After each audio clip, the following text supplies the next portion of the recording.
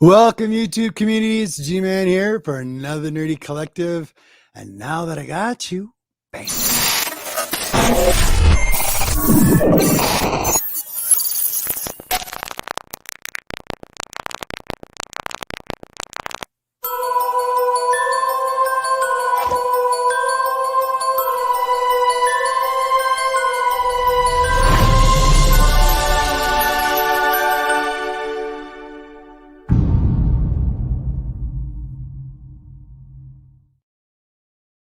So welcome everybody, and welcome everybody who shows up in the chat. I really appreciate it. We have Wink. Hey buddy, how you doing? Magic Lasso, my brother, he's in bed. Watch. Oh, thank you so much. I just noticed it now. Thank you very much. Ayu, what's up, buddy? So thank you all for being here, and everybody who shows up in the chat. On the top of the chat, everybody in the chat that shows up, please tell everybody in the chat, share this link out there. And if you have a question for our guests tonight, please post them in there and I will put them up. But without further ado, we have some co-hosts to introduce tonight. And here we go. First one on the list.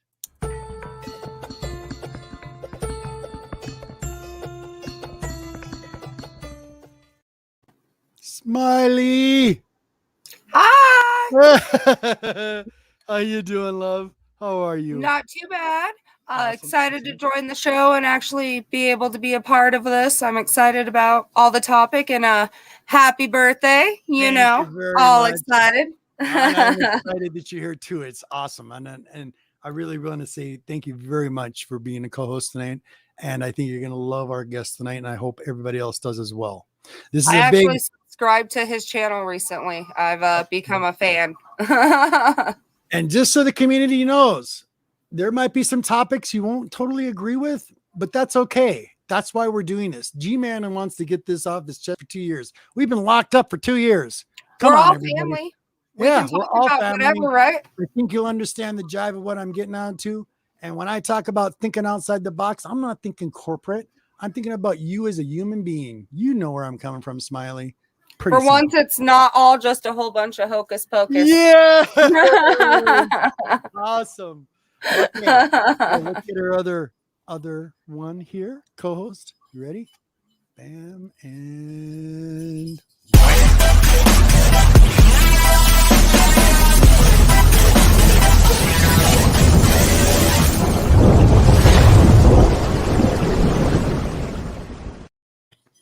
Al, brother, what's up?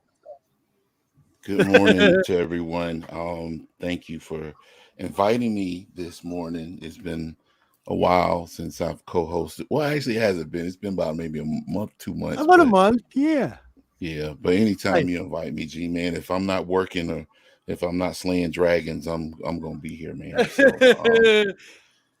I love you, Al. Thank you so much, brother. I really appreciate it. Yeah, love you too, man. I'm looking forward to the conversation. Yeah. Basically, this is one of those conversations where I just want to listen. I mean, I'm going to ask some questions. Yep. But I'm with Tori in regards to the conversation. There used to be a time, folks, where we could agree to disagree. Yep. I remember that, and Pepperidge Farm remembers too. But, hopefully we can get back to that one day. But it's good to be here, G-Man. I'm glad you asked me to come on. So thank you, Al. I'm ready, man. Thank you very much, brother. Appreciate it. All right. So let's get our other co-hosts on here. And here we go.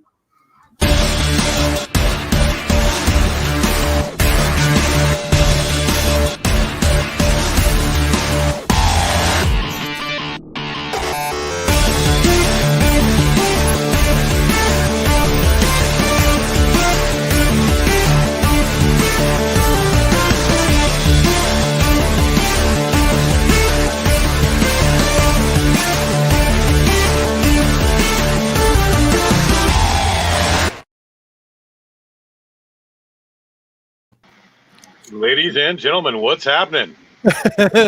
Deuce, what's up, buddy? How are you? I'm so glad to be here, man. I'm so happy to be on this panel, and thank you for the invite as always. And happy to Absolutely. be, happy to be here. And like, I'm excited about the topics. I'm excited about the guest. I'm excited about the other co-hosts tonight. We got some interesting, cool variety. I think this is going to be a fun show, bro. Yeah, exactly. That's what I want.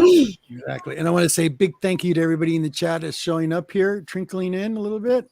We have TK's Bat Cave.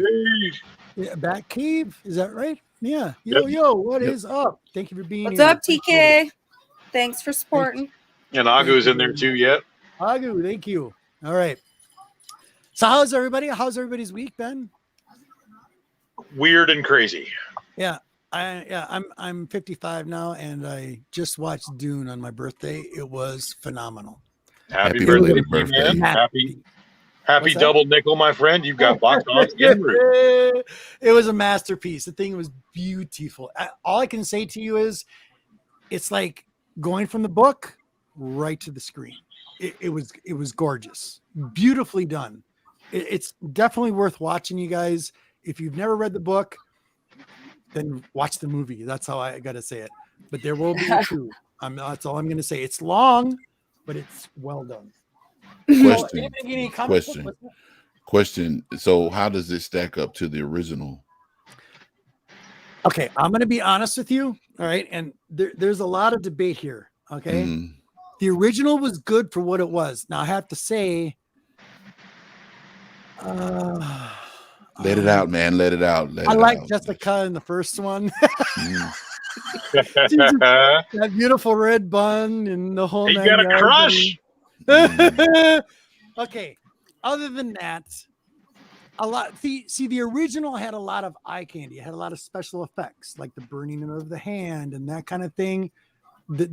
Everything was kind of chunky. This, like I said, it's better than the original. Much better, because the original was missing a lot out of the books, and it kind of went boom boom boom boom boom. This kind of goes. You will notice if you watch the original, it's gonna like kind of cut through some of that stuff that was in the original. You will know, because it will like bum bum bum bum bum bum bum. Go through it to what's important. I mean, just gorgeous. That's all I got to say. He did a wonderful job. And I'm sorry I'm brain farting, but the director, I think he's French, and he did The Arrival, which was another favorite science fiction movie that I liked that came out last year. That was beautiful.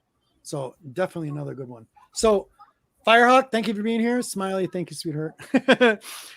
Keep up with the chat. Anybody getting any books this week? Any comics this week? I got a couple cool ones I can show off actually that I got in this week. So Captain surprised me with this cool Batman 534. Oh, cool. Nice, Cap. Yeah. We all know I love Poison Ivy. That was definitely like, wait, Poison who? Poison Ivy. Notice that I got the first Poison Ivy on top of your picture up there in the corner. The comic book. It's up there. Always. And then got this one recently in from Marvelous. Oh yeah, that's gorgeous. That's beautiful. What is that, Smiley? Now, which one is that? So it's La Muerte. Oh, the Lamarte one. Yes. Yeah. Okay. That's right up my alley. That one's Yeah. beautiful. Beautiful, beautiful. Thank you, Definitely. Simple Simon, for being here. Appreciate it. And then I picked up Jules some Teen Titans. Nice. Ooh. Nice. There's a good one. And some Starfire.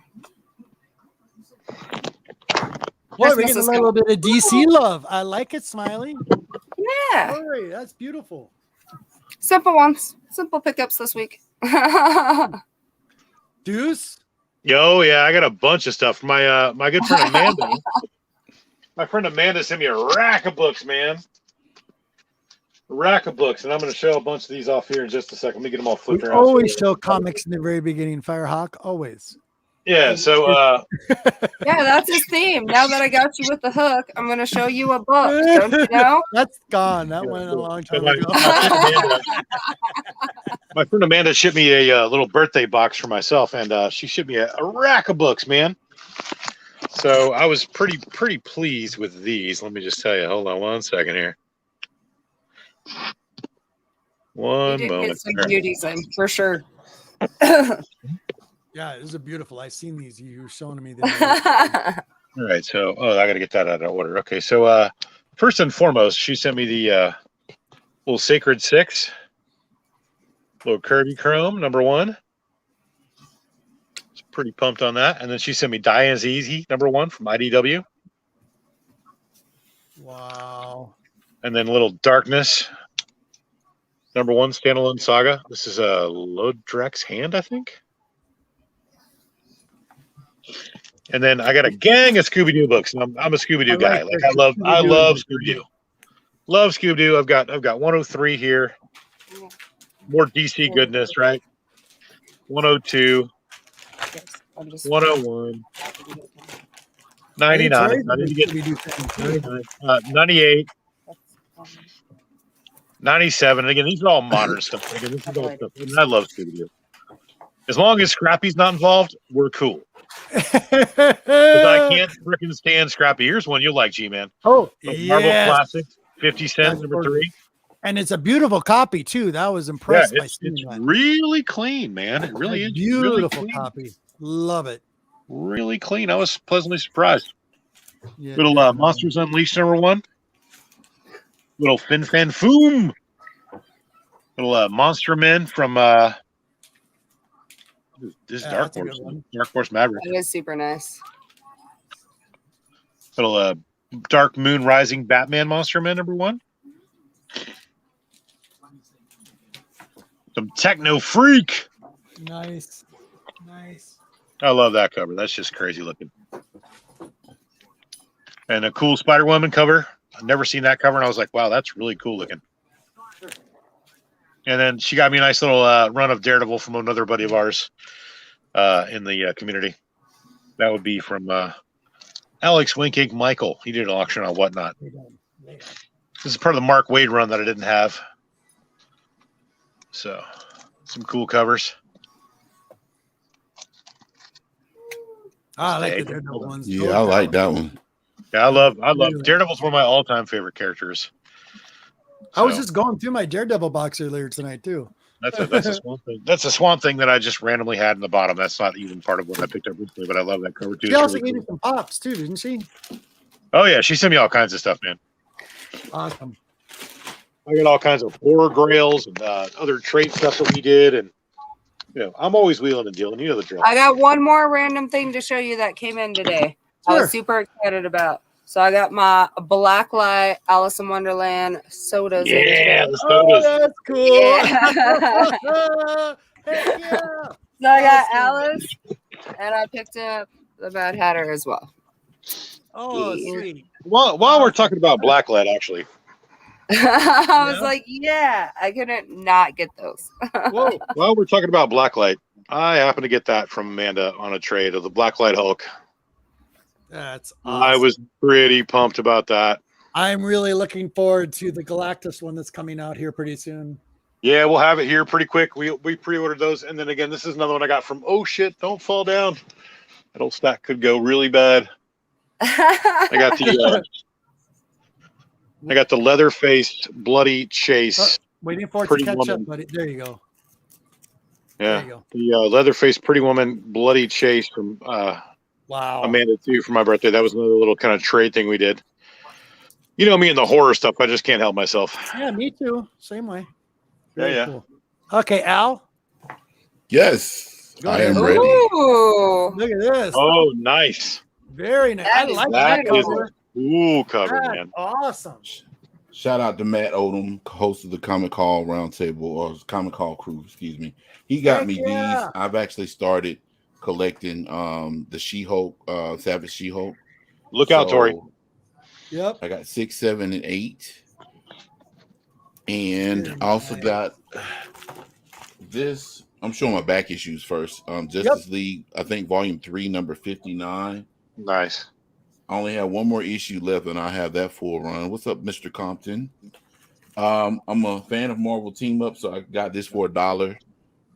Spider-Man, Fantastic Four, 133. Nice. And then, as far as my new stuff, and I'm gonna get through this as quickly as possible. Yeah, you're good.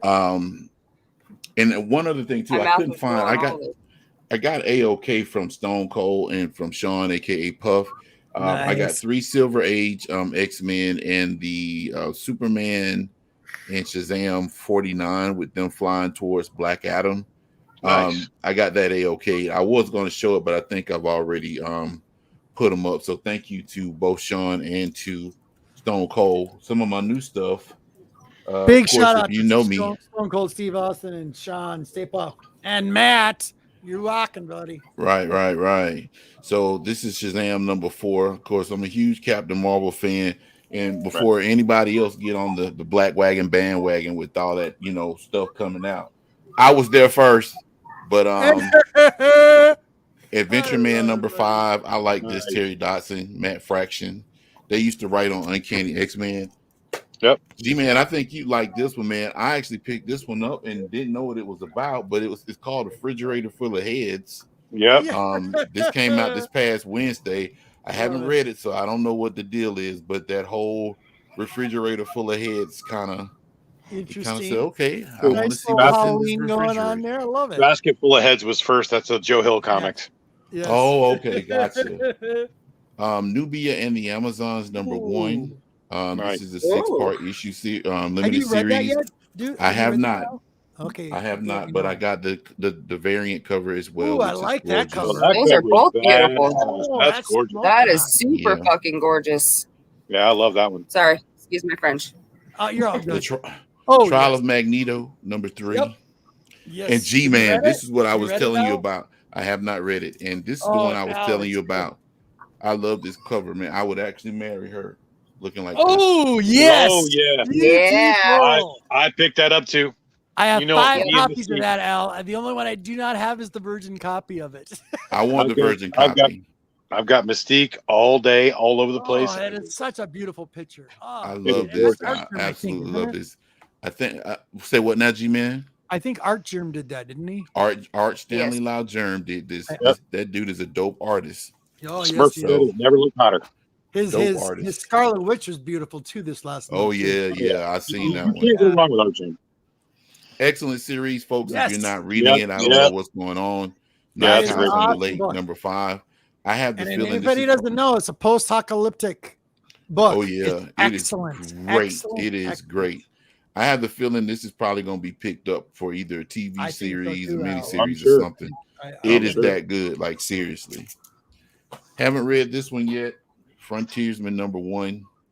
I'm all about them number 1s and stuff. Is that so the Frontiersman Deuce that John sent me? Yeah, that was one of them. Yes. That was one of them. That's there was hilarious. a variant cover that you definitely got that you had to open He got me live. Yes, some that big was one old of them. brawly guy in a shower, and he's got a bearded chest, and he's all like soaping up in the shower. I'm like, what the hell is this? Yep. There's somebody else in the community that probably got one of those too. Sorry, Tori. Hey, Cookie, More like thanks for Captain. being here, brother. Immortal Hulk number 50. This was the last one in the series. Now, I did read this one. Al Ewing, in my opinion, did a jam-up job on this series. Cool. So it was really good. The ending was good. Hulk came out on top.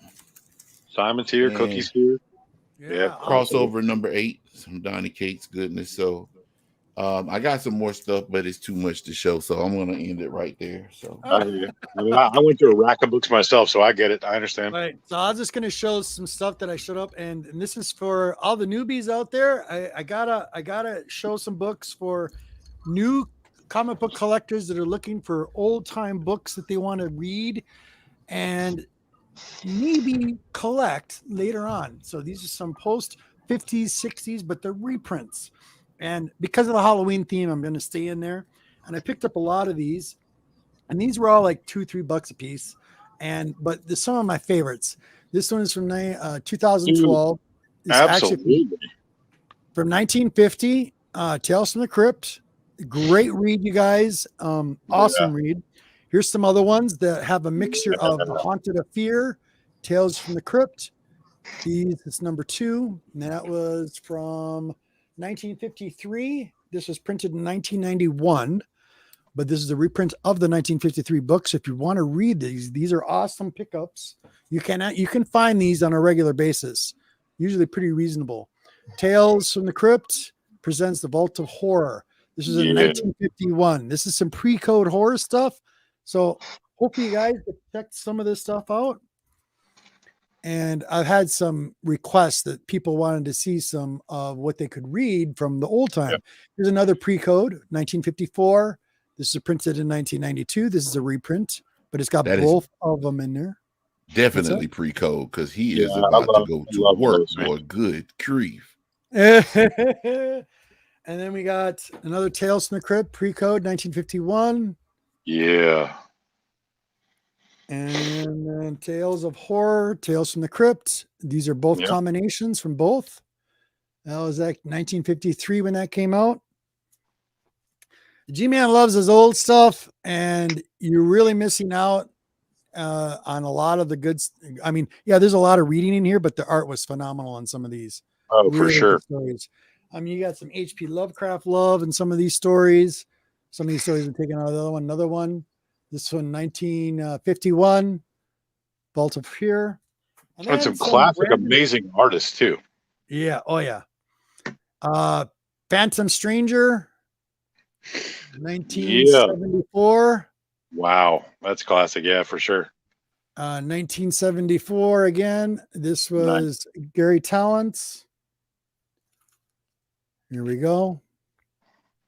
And then some of my favorite weird mystery tales. I've been collecting these like crazy. This is from 1973.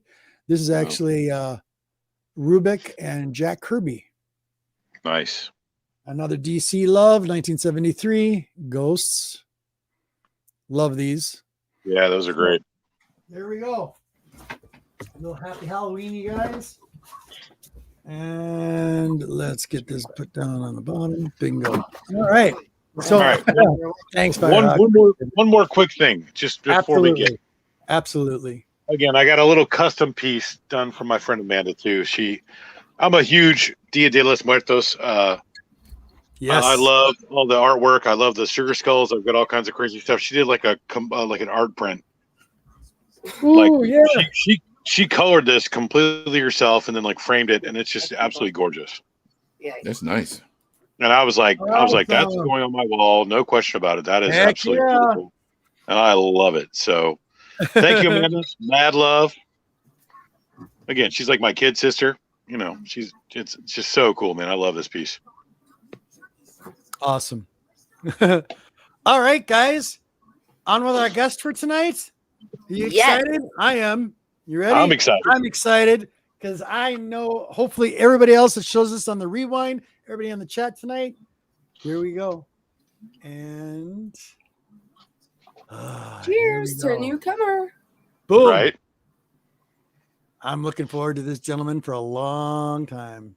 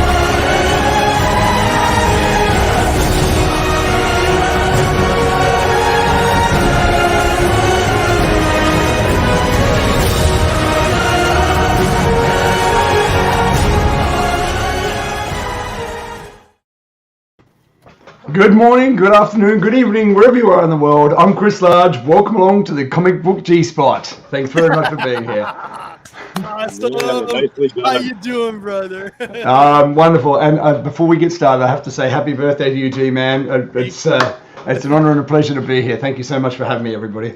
Thank you very much for being here. I appreciate it. I've been looking forward to this for so long. And I have to tell everybody in the chat right now, I came across Chris 8 months ago. I posted links down below on Chris's channels. I posted 6 links for shows that are like you to just check out with an open mind. And the first one is on the top is G-Man's favorite. That's how I came across Chris. I was in a really I had a really bad day that day. Just a lot of stuff going in my life. Sitting in a parking lot one day and I was going through YouTube, came across Chris, and boy, lit me right up. So Chris, you're awesome. And I watched Thank you. Thank you. You're awesome. We're all awesome in our own way. Yes. And again, So I have certainly subscribed, I'll tell you that. I subscribed recently just the other day and started watching some of the videos. It's amazing to have so many people joining me for the walks. I really can't believe how many people do. So thank you one and all for for having me here and for joining me for the walks as well. This is going to be a little different. It's going to be a little outside the box. I mean, you used to collect comic books, right? You had comic books when you were a kid, right? I did. I mean, I spent many years when I was younger. Obviously, I'm Australian, if you can't tell by my accent. Yep. I'm now living in the UK. So, what I did when I was younger, before I've been here for 21 years now. Sure. I've completely shifted my life from one country to another country. So a lot of stuff that I have and had to be left behind. It's I came here with one bag on my back, and I've had to rebuild a life from here on. So it was awesome, but we move around as much as I have. It just means that I can't keep the collections that I had with me all the time. Okay, so I've had a lot of people out there in the community have always asked me why I always ask the same question. And I ask the same question to all my guests. I'm not going to ask you those questions until the very end of our show. We'll get into that. For sure. And I should have called this show like outside the box thing. But everybody, just so everybody knows, there'll be, conversations that we all have. But one thing that we all have in common, no matter what, is that we can come across with some commonality. We're all human in the end. And if we could just come together as one, because a lot of your shows and stuff, some of them are very controversial and they're interesting. And what do you always say, Chris?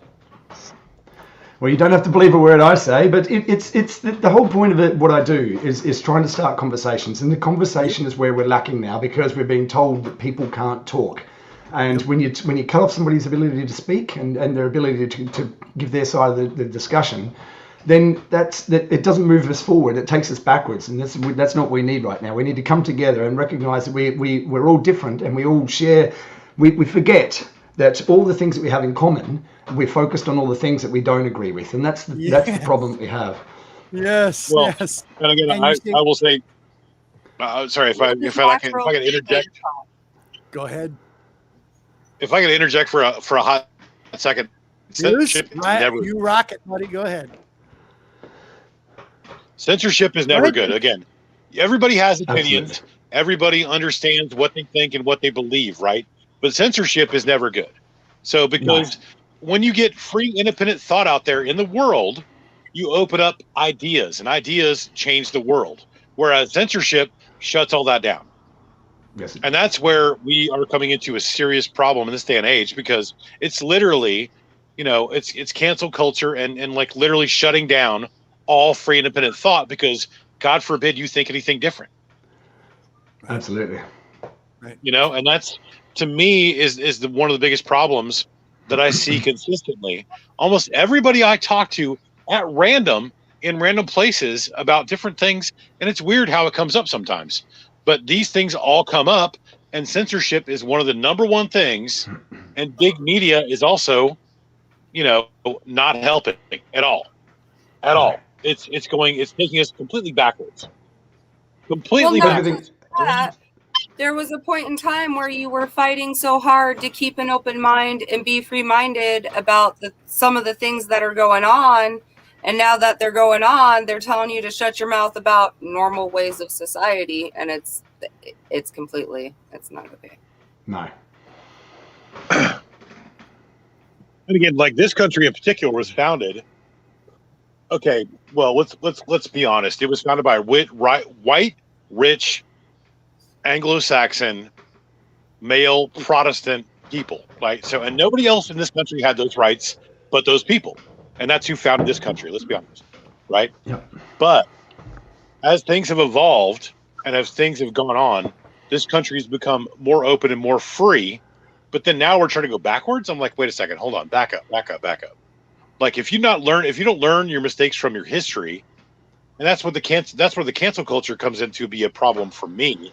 Is I'm like, okay, wait, so you can't actually remember your history, so you're going to make the same mistakes again and again and again. And they because when you forget your history, you keep repeating it. Yep. You know? Absolutely. It's history. History can be painful. It can be. I mean, every single country has had a painful history. You know, but that's the thing. We have to learn from our history, and this is the problem that we have. If we can't have conversations with our history, all we're doing is just dragging it forward and blaming the problems now on what's happened in the past. If we're not learning from it, then what are we doing with it? You know, we're going backwards, as you say, 100%. It's not the place we need to be. We need to be moving forward together and recognize all the commonalities that we have and work together for something better for all of us. For everyone. Okay, so before we get into, you can't have basic conversations without it being a huge fight or a huge debate or a huge just anything in general. You can't just have a basic normal conversation about anything, just normal opinions and friendships, just building basic friendships in life without it causing such huge problems is a real big problem. We don't have those basic human skills, and it's causing a lot of issues throughout everything. Now, everything's been politicized. Everything's been politicized. And the politicians are all trying to score political points. Simon, Aussie. Simon, yeah, Aussie. He is. It is, you know, everything's been politicized, and all the politicians are trying to score political points, and they're all trying to shift the argument away from everyone looking at them.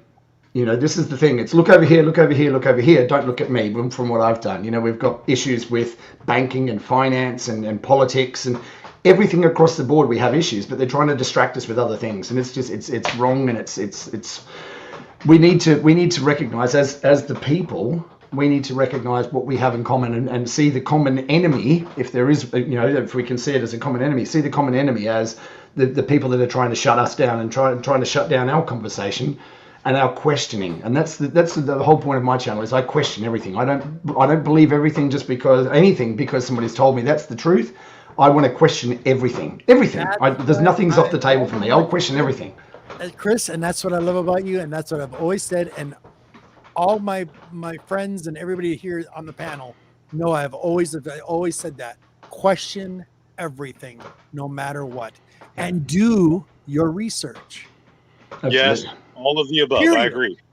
Well, I like agree. a lot of Chris's shows, he brings up that knowledge is power. So with that being said, knowledge is power. Ultimately, if you are on a certain conscious level, you know that knowledge is the ultimate power. It overbeats the greed of money.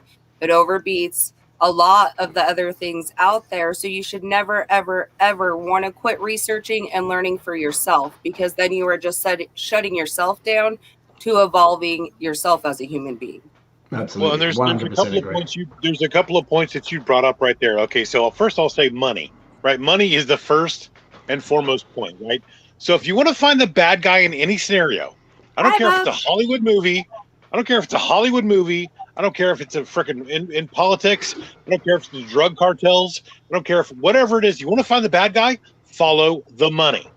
Every time. Yep. You want to find the bad guy? Follow the money every single time. You will find the bad guy every single time, no matter what it is. And the other thing you brought up, oh shit, I just lost it. But the other thing you brought up, but the other thing I think that you brought up was it's more about with politics, right? Because politics is in the distraction, right? So with all the distractions that are going on in the world today, and Chris has said this many times in his videos, what are they distracting us from? why is there such a big distraction to put us off of what's really going on? So what is really the big distraction? So it's really about, like, in the Firehawk said in the comments too, it's like, get woke, like wake up and smell what the shit you're shoveling, because let's be honest, it's all distraction. And again, the media is like trying to spin us all in 7 different directions, trying to pit us all against each other, black, white, Hispanic, Asian, like they're just like trying to do anything they can to like keep us all off balance, right? And again, my thing is this: almost everybody I talk to, no matter what creed, race, ethnic background, sexual, preference, we all get together and have conversations in different forums, right? Yeah. And when we do, I can't say that any of us really disagree. Yeah. And that's what's really crazy. Have a similar belief, just a different perspective, because you see it in your own perspective. Right, but again, we all agree on the same things too, which is funny, because it's like, okay, so they're trying to divide us, but wait, we all from different creeds, nationalities, different, native speakers, like different countries, I mean, literally everybody from all over the place are like, I'm having conversations with in like random different like forums, and like we're all agreeing, we're all on the same page. And I'm like, okay, so who are they preaching to then?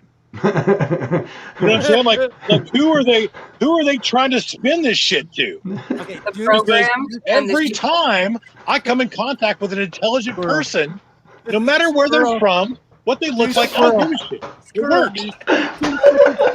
Squirrel, wait, you're blowing it out of the water. Just squirrel. 1 second. Okay, sorry, squirrel. I went Marlin on it. My bad. I promise. We'll come back to that. That was beautifully said.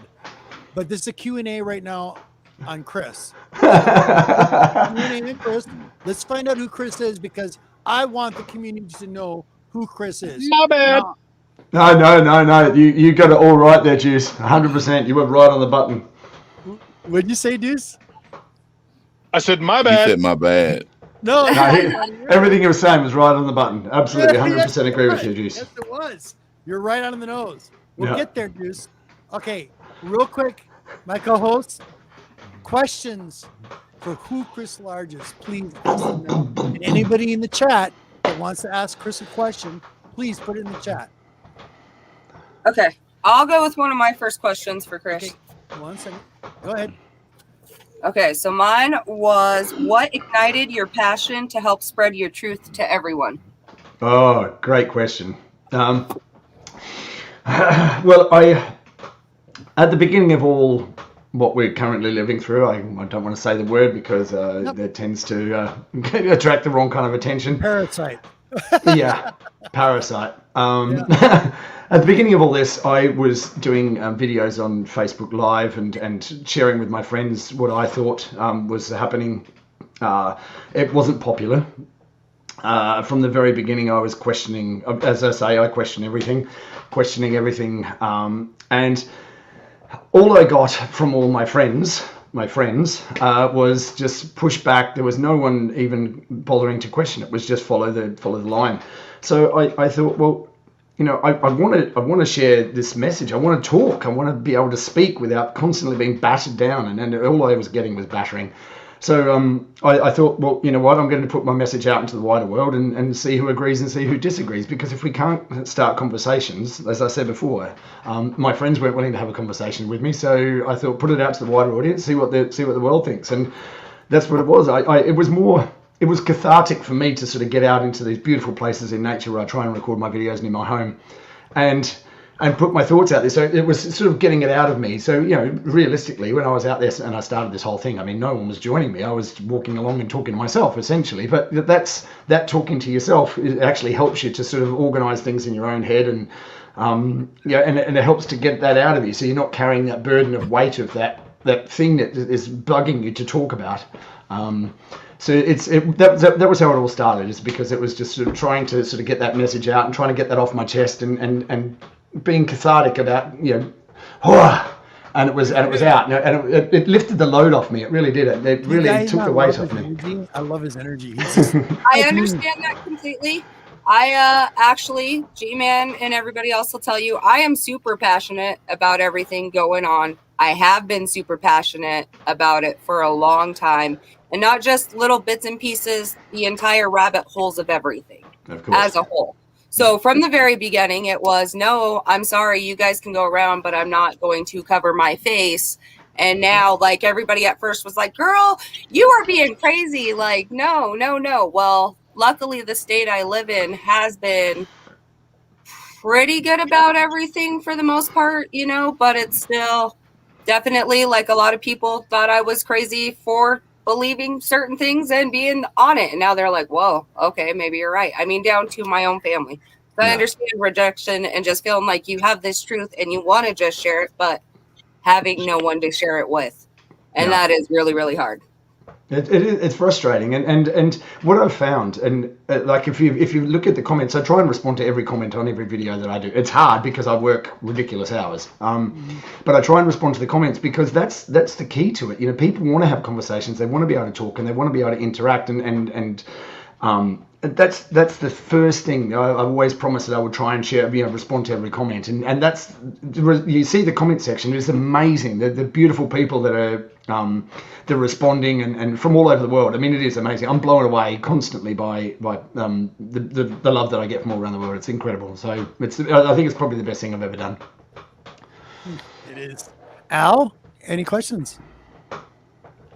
Yeah. What have you found to be the biggest obstacle in regards to your content and what you try to convey to people as far as pushback that you get? It's I think one of the biggest things that we see in the media circles, and what the message that we're constantly pushed down our throats is, the biggest problem in the world is straight white men. And if you're in that category of straight white man who is of that age group, I'm nearly 50, that you are the biggest problem in the world, and you don't have a right to speak about anything that's not in your lane. You know, so I can't speak about racial issues, I can't speak about inequality, I can't speak about the gender identity issues, I can't speak about things that affect women. You know, all these things that I'm told I'm not allowed to have a conversation about, that troubles me. You know, and we should all be able to have a conversation about these things, and that's the biggest obstacle I've found is the pushback from, you know, people that are, you know, people like to use terms. They like to use words because it's easier than having a conversation. They like to just point a finger and say you're a racist, or you're a sexist, or you're a homophobe, or you're a transphobe, or whatever it is. It's easier to throw a label on someone if you don't want to even engage in a conversation. That's the biggest issue I found, is that being who I am, is, you know, I've been told that I'm not allowed to have an opinion on things because I'm not of a sexual orientation, or whatever it is. You know, that's that I'm not allowed to have opinion about anything other than what's in my lane, and that's, it's ridiculous. Yeah. Well, at the end of the day, I hear what you're saying, and I agree with you. I mean, society has always had a boogeyman, Of course. and whether it's me or whether it's cisgendered white men, because I hear it all the time. Trust me. Yeah. It's one of those type of things where that's where dialogue comes in, that's where communication comes in. In this particular day and time, I'm going to say this, and I'm going to be done.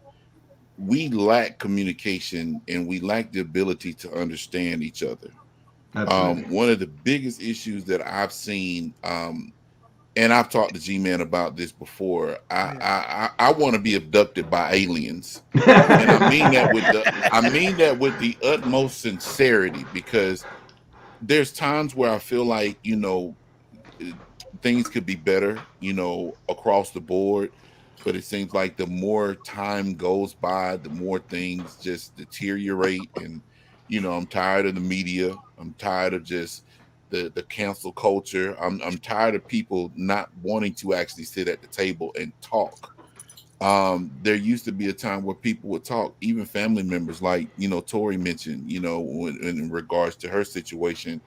you know you could always agree to disagree, but now you can't even agree to disagree, because if you disagree with the person's point of view, then you're a charlatan. Yeah. You're a heretic. And it's like, where did this come from? Like, there used to be a time where people could sit down at the table.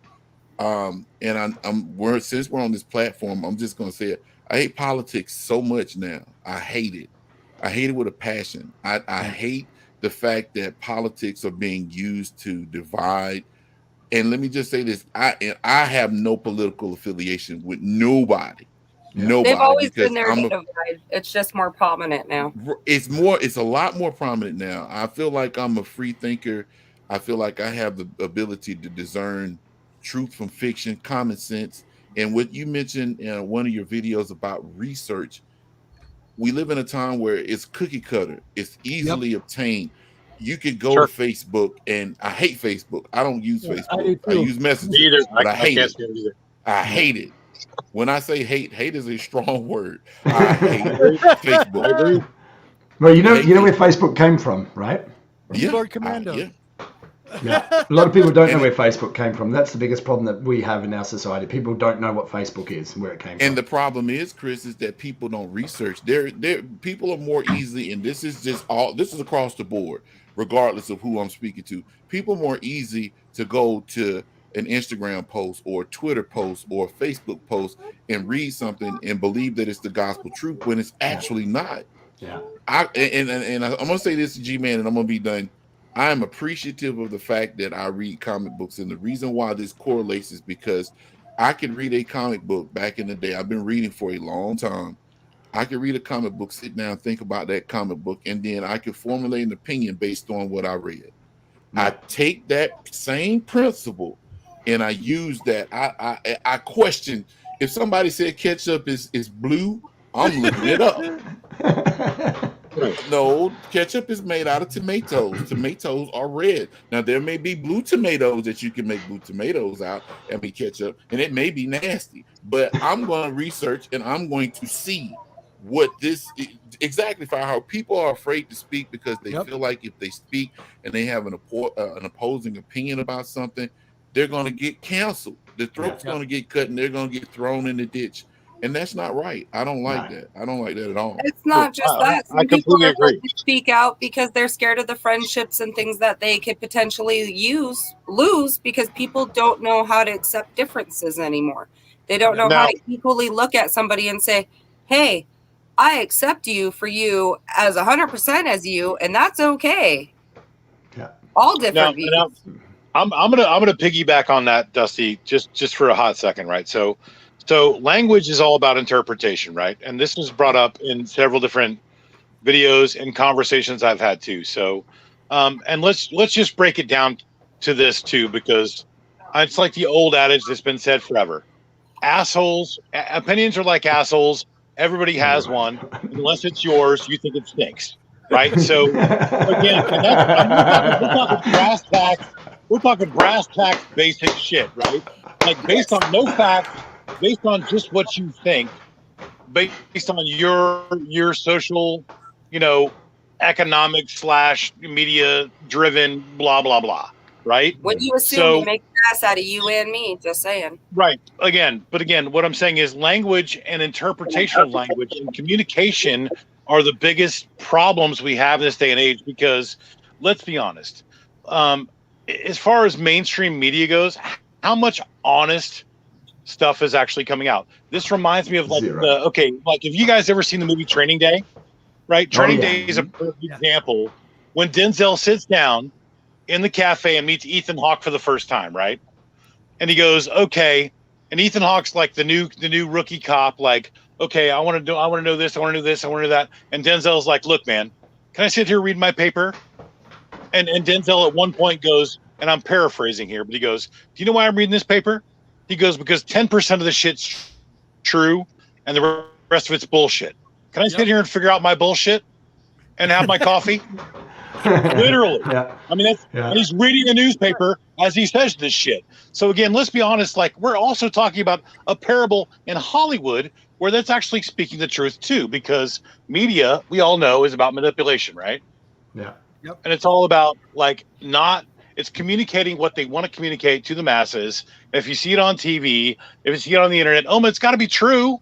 No, do independent research, look up some shit, figure out what's really going on, and make independent thoughts and decisions. Again, that's what language and interpretation and communication all bring to the table. Absolutely. Now, Absolutely. now the interesting thing about that is it's also about, like I said, the interpretation is the biggest piece, right? Because we all can interpret the same sentence 45 different ways. Mhm. But as long as we come to some semblance of an agreement and actually can discuss openly what we think, that makes all the difference in the world. Absolutely. And That's sorry, that's finish. from. Yeah. Yeah, go ahead. Can I just say something? Al, you mentioned that you wanted to be abducted by aliens. I actually think that we have been already. Yeah. So And I'm deadly Well, serious. I'm deadly serious. I believe you, but I need them to come back. we're going to be real I need them to honest. come The back. aliens are around. They just don't make themselves more prominent and known. Because we are so prone to violence and war. They ain't got time for that shit. They're Well- like, no, I am beyond this freaking conscious level of all these people that I ain't got even time to play with this. So they're Well, being like- super selective about who's actually getting to know that they're around and who's not. Again, I'm sorry, I agree with as an entire human race around the entire globe. It is not just one country. Us as an entire globe, we're too prone to war, violence, attacking. Like we said, not accepting differences, not being able to have a basic conversation. Entitlement. Entitlement. Again, They ain't got time for all that. They are not. Nope. I completely agree with Tori. Because I'm like, look, if I'm an alien from a different race, a different, wherever they're from, and they're looking down on this planet, I'm going, what a bunch of dumb shits. What a bunch of dumb shits. Like, I'm literally going, are you kidding me? Like, they can't even figure out how to get along with each other. These fucking assholes. Think about it, we only use what? Not even 1%, 2%, 1% of our brain capacity. What's wrong with that? Yeah, well, but this is the thing. We've been stifled our entire lives, not just our lives, but we're talking about generational. And we have, when we're talking about we're prone to violence and all this has been bred into us. This Absolutely. is all the messaging we get is to distrust and hate each other, and all this distrust and hate comes from a lack of understanding. We don't understand, so we hate what we don't understand. So that's why there was a massive amount of Islamophobia. That's why there's a massive amount of people who are racist. It's all comes from a place of not understanding each other, and the misunderstandings come from not communicating. So that's the biggest problem we have. It's ignorance, non-communication, and propaganda. That's literally ignorance, no communication, and propaganda. Absolutely. Yeah, 100%. Well, love is natural, hate is taught. Yeah. I'm sorry. Yeah. But you're right. I mean, that is a huge thing. And ignorance is bliss. And it is Here, take this blue pill. at a very young age. So, like, when you touch base on the kids being programmed and slowly manipulated at a young age the other day, I'm going to tell you, I am a parent and I have 3 young children in the home. I have 2 boys in college right now, and then we have 3 older children as well. There's 8 between me and my husband. Wow. Yes. So, well done. I struggle with my 2 young ones. the 11-year-old. Okay, so some of the things that her and her friends have brought to the table as issues, or even that the school called me about as an issue the other day and whatnot, just completely baffle me and blow my freaking mind of like, whoa, they are 11 years old and the shit that they are worrying about is not what they need to be worrying about, down to pronouns, what they identify as, depression, cutting themselves off because they're depressed. Like, those are habits that they are taught at a young age because they are blocked from that social skills. And I can prove that as well because my other 6-year-old that is in kindergarten, the things that she is expected to learn are typically what you would expect an end-of-year first grader to beginning second grader to know. And they no longer have circle time and those types of things to build the social skills that are needed for you to understand, communicate, build bonds, have unity with one another. So they've completely washed that out of the schools in their own type of way, to where 40 sight words. Deuce and I were discussing, my 6-year-old by the end of the year is to know 40 sight words. Sight words are words that you instantly know out of the top of your head. She can look at them, know what they are, know how they sound, and be able to spell them. 40 of them. She's 6. As an adult, I asked him, I was like, so as an adult, what are they looking for? Anywhere between 2,000 to 3,000 words off the top of your head, know how to spell, know off the top. I was like, whoa, that is beginning instant programming you right there for simple things. Oh, yeah. Yeah. Like my kids, we homeschool, so that's why we homeschool. We did the homeschooling thing when obviously everything went sideways last year. We homeschooled before. Obviously, we had some issues that we had to send the kids to school at one point, but we moved to where we moved to for the kids to go to a particular school. But we pulled them out of there because it was getting so far, the gender pronouns and the programming. And I won't have my kids being that. I won't. I prefer my kids to be in the home. They get out. They go to play groups. Yesterday, they were out with a play group in the forest for 3.5 hours. They learned how to build a fire. They were looking for bats. They were looking for bugs. They were communicating. They were out there running around the forest. They had the time of their lives. And for me, that's education. Yep. Yeah. I mean, absolutely, for sure. I mean, that's the interaction between kids that, back in the day, like we all ran around and did all kind of crazy stuff, and that was kind of the point, right? Because like we all learned from each other. We all experienced different things. Firehawk, are you out of your mind? Definitely not. But here's what's funny. If Deuce was an alien, he'd be purple, not green. Let's be honest. Yeah, definitely purple, not green. But what's funny is that it was all about interaction, right? And like the random things that you could learn and figure out, because as kids, we all had different experiences. Yep. And we all had different parents and different, our parents taught us different things. And so when we as kids, all guys, a group got together, sometimes it was mischief and sometimes it was fun. And sometimes it was mischievous and fun, but it was always something different every time, because somebody brought something different to the table every time we interacted. Yeah. In the neighborhood. So, and that was the cool, fun thing too, because it was always relatively spontaneous. But how many kids play in the neighborhood anymore? I mean, when I was a kid, we were out in the street today. They're like, "What do they do with it? They don't know what to do with it." I'm like, "Give a stick. Think of something." I'm like, "Really?" Well, I mean, tomorrow is my day off. I have a day off tomorrow, finally.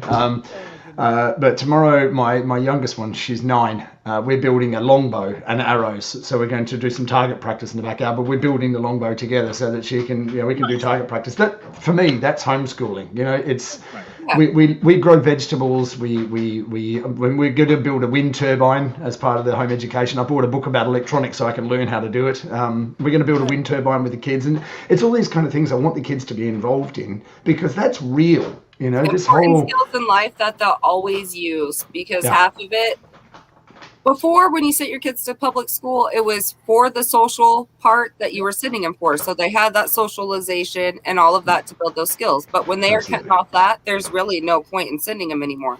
No. Unfortunately, I live in a small enough town that we don't have daycares. There isn't a whole lot of parents to meet a lot of parents now. Yeah. I'm in a very Republican state. And I have somewhat Republican views, but I am not a Republican, because I really feel full that the whole system overall, throughout everything, just needs overturned. It all just needs overturned. All just needs a clean slate. But so a lot of parents don't know how to handle that as an open mind either. Oh, she can't pick a side, so that's even worse to handle. So to make friends of parents to have, like, I don't know, the kids consistently have a social life has been difficult to some degree. But it's funny. We live in a tiny little town here. I mean, it's tiny. We as an Australian, my wife's Hungarian. We live in a tiny little town on the English coast, where people have lived their entire lives. I mean, my wife is in aged care, so she goes to elderly people's homes and cares for them. She has done the entire period, through this whole thing.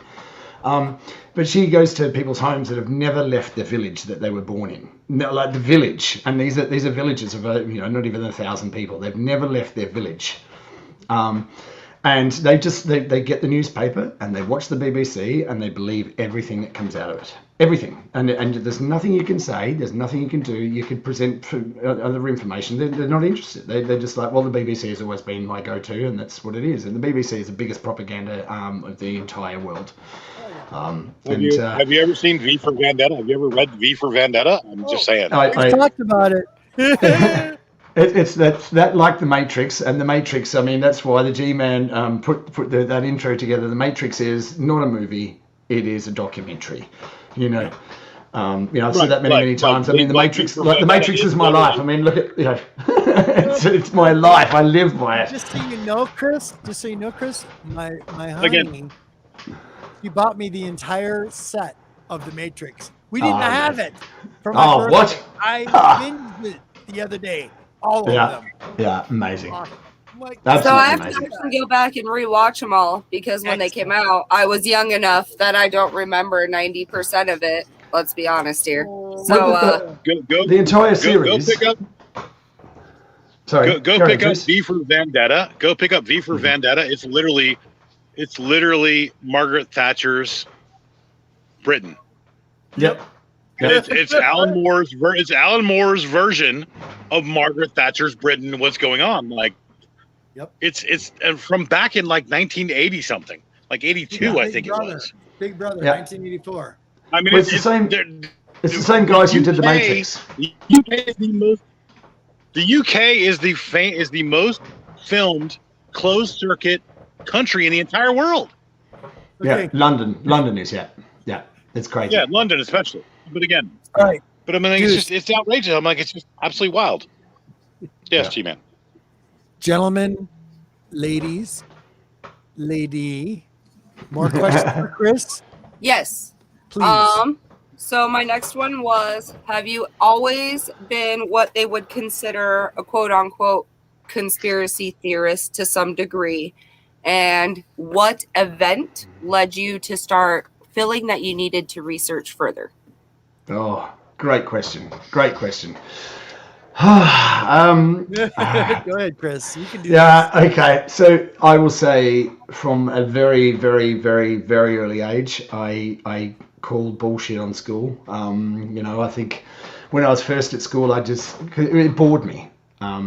And I was always looking to do other things. And my parents tried to fill my life with other things, sports, and they gave me extra activities. They gave me puzzle books to solve things. I mean, my brain was always like 400 miles an hour.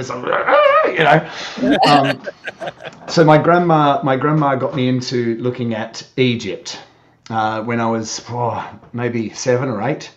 And she said, I want you to look at this and decide what you feel about it. That was it. That was the question she asked. She said, I want you to decide how you feel about this information. So I started looking at it. Grandma. Yeah, my grandma was someone very. She's with me. I'll tell you another story about that. But it's So she set me on the path, and the more I looked at Egypt, the more it didn't make any sense. Nothing about that made sense. There's one guy that controls the information that comes out of Egypt, a guy called Zawi Hawass. And that set me on a path from about 7 to really question everything. And I've questioned reality ever since. And this idea of reality, this is real. I tackled that in one of my other videos as well. Are we living in a simulation? Much like the Matrix, or Elon Musk talks about simulation as well. But yes, always, as far back as I can remember, I've been on this conspiracy path. But if the whole conspiracy theorist idea name was named by the CIA in the 60s after the death of John F. Kennedy, after he was shot. The CIA actually coined the phrase conspiracy theorist to stop anybody from questioning it. Yep. Yeah. What's the date today? Is it the 25th, 24th today? Tomorrow is a big day, because tomorrow is supposed to be the declass of the CIA documents to do with the Kennedy assassination. So unless the current administration stops it, that information will come out tomorrow. Yeah, all that will be redacted. Let's be honest. Come on. Well, probably, but I think what we're going to learn is that a certain 3-letter agency was definitely involved. No, I think that they might let it off just as another distraction to keep enough of us busy with some shit while they work on some other shit. I mean, let's be honest. What's the easiest way to do this? They can't distract us, certain ones that are continuously researching and digging further with football. They can't do it with entertainment going on, the movies going on, the certain news, whatever new crap's going on. They're like, what's the next big thing that we can do? Oh, alien invasion. Classified. That's what I was going to say. I was just going to say they're that. really researching on that, so they completely look a different way. Yeah. Alien invasion. I've said it before, and I'll say it again. I think that they're going to try and pull an alien invasion. And on to that, I don't know whether you've seen, I did a video with a gentleman from NASA, a guy called Michael Janest. Yep. Oh, that was amazing. You guys, excellent. I watched half of it, and then I had to come here. Yeah. I watched all of it. It was amazing, and I was like, "Oh my god, this is brilliant! I can't wait to talk about this." Did you get to catch that one now? Sorry? I was asking Al. You got to catch that one now. No. Well, I spoke to Michael just the other day because he started a new role back with NASA, and I've agreed with him that we're going to do another interview mid-November. And this one is, we're going to, because in the last one, my wife said to me, look, it was great, but you started the half the interview was you were talking about the stuff that he knew, and then the other half the interview you went off right into the weeds, and it was really out there, I think that's what I do. It's I don't just focus on one topic. My brain's like that. It's how it works. It's like everything feeds into everything. I was compared to a computer. I got 80 tabs going on. 3 are playing music. 2 are continuously researching. 5 are picking up the next topics I want to talk about. It is, and this is the thing. It's like people say to me, "How do you do what you do?" I mean, it is. I sleep about 4 or 5 hours a day, every day. And because my brain is going 400 miles an hour constantly, it doesn't stop. Even when I'm sleeping, I slept about 2 hours last night, and it's just constant. It's full on. So I figured I may as well fill my time with something positive and research and do the things that I want to do and learn about what I want to learn. I taught myself quantum physics, and because I want to. I'm like a sponge. I want all this stuff to come to me. So I have because I have all this energy, I want to direct it somewhere, and it's like I'm just constantly looking for new stuff and where I can focus my energy. So it's I'm trying to hold on for the ride. Who knows where it's going to take us next? Love quantum physics. It's so much fun. It's bizarre. It's bizarre. When you really go down that rabbit hole, it's so weird. It's because there's no bottom. There's no bottom. You can keep on going, and it's. I grabbed the rabbit by the tail, and it's still going. It's. All right. So Chris and G-Man, you're gonna love this question. So. We talk about like assimilation and the Borg, yes, from Star Trek, right? We talk about assimilation and the Borg and the hive mind, right? So, how do you think that the media and common culture in this day and age is getting closer and closer to that actual effect? Okay. You have to go back to the Second World War as Joseph Goebbels, which was the Nazi communications guy. And his famous quote was, if you repeat a lie long enough and loud enough, people will start to believe it. Even in the face of, like I can say, this is a dog, and people will be like, that's ridiculous. It's clearly not a dog. Don't believe your lying eyes. This is a dog. And if you keep on repeating it, people go, well, maybe I am wrong. And they lose the ability to just critically think. They just, okay, yes, it is. That's a dog, So it is, this whole repeating a lie enough times and keep on going. And if you hear it everywhere, then it has to be true because it's everywhere.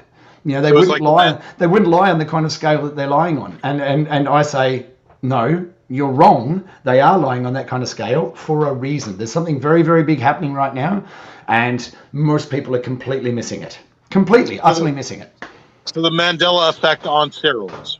Oh, absolutely. But here's the other thing, okay? And this is key to everything, right? There's something called the Streisand effect. Have you heard of the Streisand effect? I did a video about it a while ago. The Streisand effect is the more you try and distract somebody away, don't look here, don't look here, don't look here, the more people are going to go, well, why shouldn't I look there? I'm going to go and look at that. So that's Piano, the key. That's also one of my favorite parts about magic, right? Because like literally like Penn and Teller, like it's all about misdirection. Look here, don't look here. Yeah, exactly. It's all misdirection. Yeah. And again, misdirection is one of the best things you could ever do in any kind of magic trick ever, which is actually been adopted by pretty much pick anything media, political, blah blah blah blah blah. It's all misdirection, right? So of course it is. Why don't we want to, like, again, what is the distraction? Like, why are we not seeing what's really going on? Like, what is the distraction for what? Because enough of us on a blinded conscious level that we don't think to be like, what's going on. Bingo.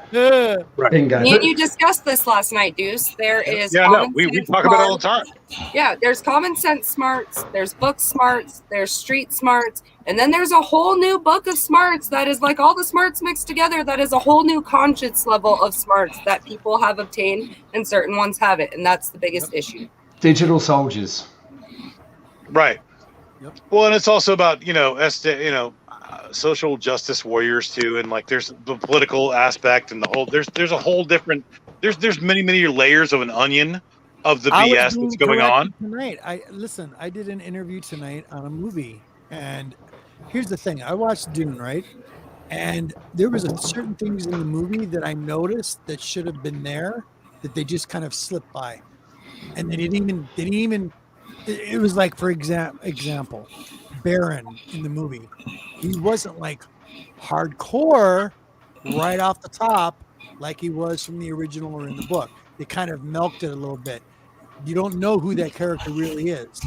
They are going to make a 2, but it's like certain things you've seen, they kind of like softened it down. Yeah. They softened it down a lot. Yeah. But, which is also, it's also very strange to me in this country that, like in most cultures across the world, nudity is okay, right? But again, violence is not okay. No. But in this country, you can like literally chop up 300 million bodies in a video game, and it's okay for a kid, but you can't show boobs. Yeah. And I'm like, wait, hold on a second. Wait, hold on. So let me get this straight. So you could literally like just massacre all kinds of different people, and it's cool in a video game. Yeah. But if you show a pair of boobs, it's X-rated. But I'm with you on that. But this is the thing I keep on saying. It's not the Nazis didn't put people in the camps on day one. It was a step-by-step process, and it's the same. If you have a look at porn, for instance, it is so extreme. I don't look at it. It's not my thing. You know what I mean? Some people do. Right. Cool, whatever is your bag. It's not my thing, whatever. But the point is, it's got, back when I was a kid in the 70s, you saw these dirty mags and it was like, the centerfold, and it was a naked woman. It wasn't like, now it's like so extreme. It's right. I'm like, but that's the thing. It's a step-by-step process, and everything is going the same way. It's like, the extremity of things is just going so far from anywhere near what we consider to be normal, and we use that word normal in this broken society. Yeah, good luck to you. There's no such thing. No, I mean, that's the thing. There's no sort of centrist normalist view. It's, everyone has to have this extreme view of everything, and it's crazy. And I don't understand why. Well, I do understand. But it is this whole distraction about who we are, what we came from. And, when you're starting to getting into the esoteric level and the sort of speaking about spiritual awakening and don't mention the G word, the God word, because people will absolutely shoot you down for that. I mean, you can't mention that word.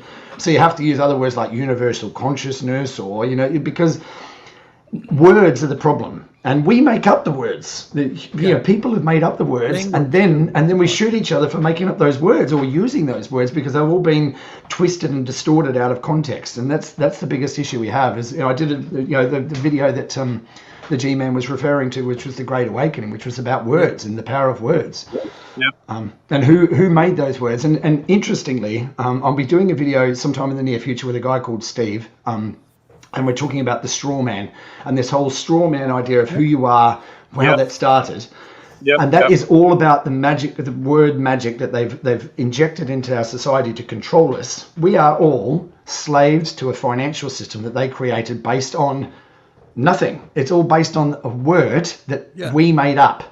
Yeah. So Right. we've allowed our imagination to create this fiction of words, and then people have taken those words to enslave us in a fictional game. We've created a fictional government that now our fiction is controlling us. It's insanity. It is absolutely insanity. We need to recognize our own power, and it's, I'm gonna throw the word in there again. That's People okay. are looking for God out there. Yep. Or the spiritual awakening, or whatever. People are looking outside of themselves for what they have inside. And that's the thing we're being distracted from, is the power of us, the power of what we are, the spark of divinity. We are the universal consciousness embodied in this body. And everything is about distracting us away from that, because once we recognize our potential and what we are and who we are, nothing can stop us. And that's why we need to have these conversations and come together, because we are unstoppable when we recognize who we are. Well, I also think too, we all exist on a specific frequency. You talked about that too in one of your videos too, because we all resonate at different frequencies, right? And music resonates with us at different frequencies too. And that's why music, I feel like, is so powerful.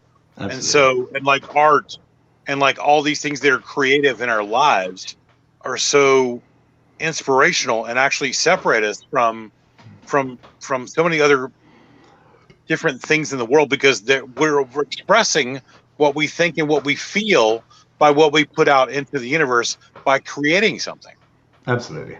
And those things, I feel like, are also being muted to some degree as well, because it's more about, because art can be very subjective, and it can be very vulgar to some people, and it can be very, different, and they don't like it. And, but again, at the same time, it's beautiful no matter what it is. It's all in the eye of the beholder, right? So once again, perception. It's all, again, we go back to perception again, but again, it's also about, expressing yourself and doing something different and being outside of the norm. That's exactly what I'm doing right here. Yeah. But it is. It 100% agree with you, Jess. 100%. So with that being said, I'm going to touch on something. It's not necessarily a religion, but it is to some degree. And I guess I'm going to start it, Chris, and see kind of how you follow up. With that, we have too much of the 7 deadly sins being displayed, and not enough of the basic 10 commandments that are like common human guidelines of how to not be a shit human being to one another. Yeah. Be a shithead. Kind of around, if that makes sense. Like, if you ultimately think about it, like, I'm not necessarily like a Christian or a super religious person, but when you break it down, like Deuce and I had talked about before, all religions kind of have their own basic 10 commandments that no matter what wording you use or what language or whatever, it's all basically the same guidelines of like, hey, if you do these, you guys will all live in unity and be just fine and not be shit human beings to one another. Yeah. But the 7 deadly sins of the greed and just everything as a whole is so displayed everywhere that you look that we're forgetting those altogether. It's in the comic book community, it's everywhere. Yeah. I think coveting is probably the worst of all sins, because almost every single solitary war that's ever been gone on in human history is about either land, money, women, or something to those effects. Like it's all about advancing your status in your particular region. Okay, really quick, guys. Sorry, we're in an hour and 20 minutes.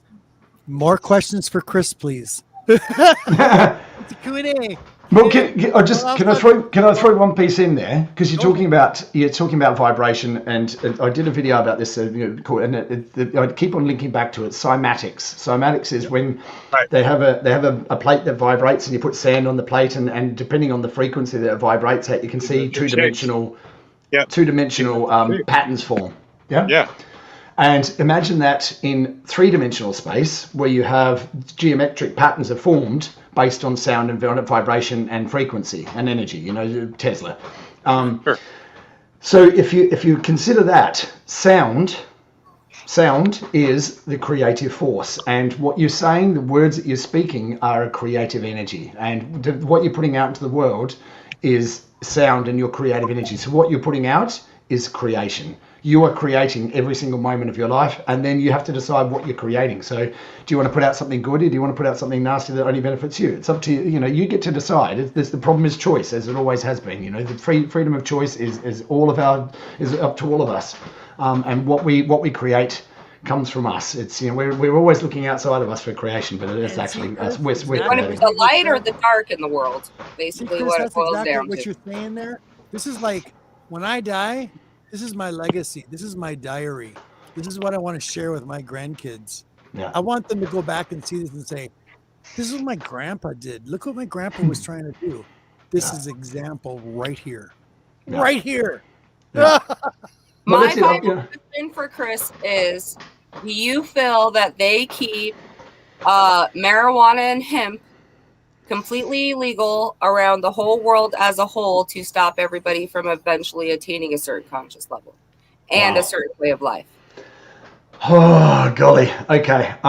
Okay, I'll take it to a further level and actually ask about psychedelics. Because I was just about to touch on psychedelics. Yes, from mushrooms and LSD. Do you feel psychedelics that actually all of those in particular are not more broad spectrum around the entire world as legal, and they are so shamed upon, and pot has such, like, all of them just have such hard charges? What are your thoughts on that? Oh, I love the question, because I am a complete advocate for properly. Okay, I have to take a step backwards. The problem with marijuana is it's been demonized for a long, long time. This whole reefer madness nonsense. The marijuana contains something called CBDs, cannabinoids. Yep. That have so many benefits for your body alone, just the cannabinoids. Now, THC is also a cannabinoid, it's a trihydrocannabinoid, something like that. But it's also a cannabinoid. THC is essential for your brain activity. It's essential for your pineal gland. Now, knowing that, your pineal gland is shaped like a pine cone, pine cone. And if you look back in history, pineal gland has been represented by a pine cone in many, many ancient cultures. And the pineal gland is the root of creation. Now, a few years ago, I've mentioned this in one of my videos as well. I was going through a bit of a tough time. I had read about, when I was young, I used to, without trying to, say it's a good thing or not. When I was young, I did a lot of experimentation with drugs. It's not to big it up, and it's not to say I don't advocate it, but it's what I did.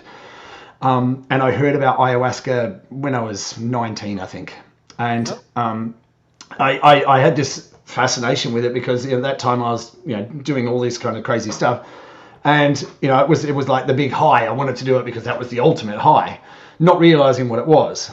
And then a few years ago, my wife and I was argumentative because I was working all the time, and I was in a really bad place. I was earning a lot of money, but I was miserable. And my wife said, to go back another step, my wife was ill, and I said to her, "You need to go and have ayahuasca because it will help you." She didn't do it because she's not that kind of person. But she booked me in to go and do an ayahuasca ceremony, and ayahuasca is the strongest psychedelic hallucinogen in the world. It comes from a vine that grows in the Amazon, and it's been used for centuries by the Amazonian people and people from Peru and South America and around the world to free your pineal gland, to open your pineal gland so you can actually see beyond the limitations of what we can see with our eyes and what you can hear with your ears, and all your senses are taken to the next level. That ayahuasca ceremony changed my life. It really did. I've done 4 of them now. It's when you see, and when your heart is opened to, as a man, we're told to suppress our emotions, our feelings, and you're taught not to express that, because as a man you have to be strong and power, and all that kind of stuff that we're told is manly. But when I did that, and it opened me up, and it was the most freeing experience that I've ever had in my life, and it changed my perception of everything around me. And while while I don't, and I can't see things from another perspective, I can't understand what it means to be a woman. I can't understand what it means to be someone from another country. I don't know their experience because I haven't lived it. But what I learned in that was my experience and their experience is equally as valid as mine. And that opening of my pineal gland and was because of a psychedelic. And yes, I 100% agree that it's been suppressed. And if you look at the Bible, and this is going back to the Holy Book again, look in the Bible, and they're told about this tree, the tree of life, that you can't take of this tree. You're not allowed to take of this tree. What was that tree? That was the baobab, which is naturally occurring in the bark of that tree, is DMT, which is the same as what ayahuasca is. So the church has tried to suppress this knowledge and this information because the church has tried to control the flow of people towards God. They say the only way to God, or whatever you want to call that word, is through us. And it's not. It's actually through yourself, through the pineal gland. Exactly. And that's the suppression is because of that. That brings me to a great question. How do you feel about mass religion and the effect that it's had on, let's be honest, the masses for thousands of years? Religion is believing in someone else's belief. Spirituality is believing in your own. There you go. I agree. 100%. So it's a control mechanism. It always has been, always will be, and everything is a control mechanism. We are thought of as slaves, and the financial system is the latest slavery tool that they're using. By the time you're born. Yeah, from the moment you're born. By the time you're born, you did an interesting thing too on your birth certificate and the number system. Well, when I speak to Steve and we get into that subject, it's going to blow everybody's mind. But the good thing about that conversation, and when I have this conversation, finally, he's really busy at the moment setting this up, is that there's a way out of it, and we have it, and we're going to share it with the world. I am a human being.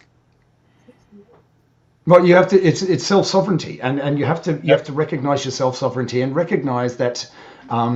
Your birth certificate is the trap for you, whether you like it or not. And when people see the video that we're going to do and they understand exactly what we're saying, then they can free themselves from it. And we're gonna do that. We're gonna help people, because for my entire life, I get angry about it. I really do. Last night I was angry. I came home from work and I was angry because my entire life, 35 years, I've been working since the day after I turned 15 as a chef, and I look at, don't get me wrong, I've had an amazing experience. I've done incredible things in my life because of my job.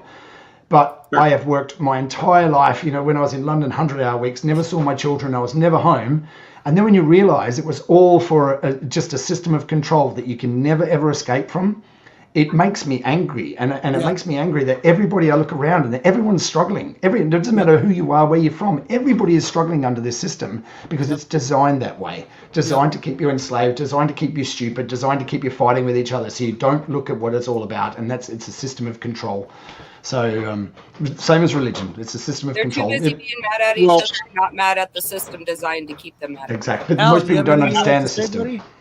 And I just want to ask you too about, so Chris, what do you think about like ancient language and the Bible and different translations? Because let's be honest, the Bible has gotten, how many translations in the Bible are there? I know about probably there is 47 25, 30 at least, ballpark, about translations of the Bible. Yeah. And again, let's be honest, ancient Greek and ancient Aramaic are not easily translatable to English, right? So my question is, what are your thoughts on how that kind of came around? And we know it's a control mechanism, obviously, right? But what are your thoughts and like how that all came about? Okay, there was I can't remember what there was a particular meeting where Pope Constantine, they decided the books that were going to be in the Bible. They decided the content of the Bible and the story that was going to be in the Bible. Okay. Women in the Bible were demonized. Mary was a prostitute and all these kind of things. It was this whole. They decided what the Bible was going to be. So there's some papyrus that was found in a cave in Somalia, I think, something like that. Don't quote me. It's somewhere in the Middle East, somewhere, or Africa, somewhere. I don't know.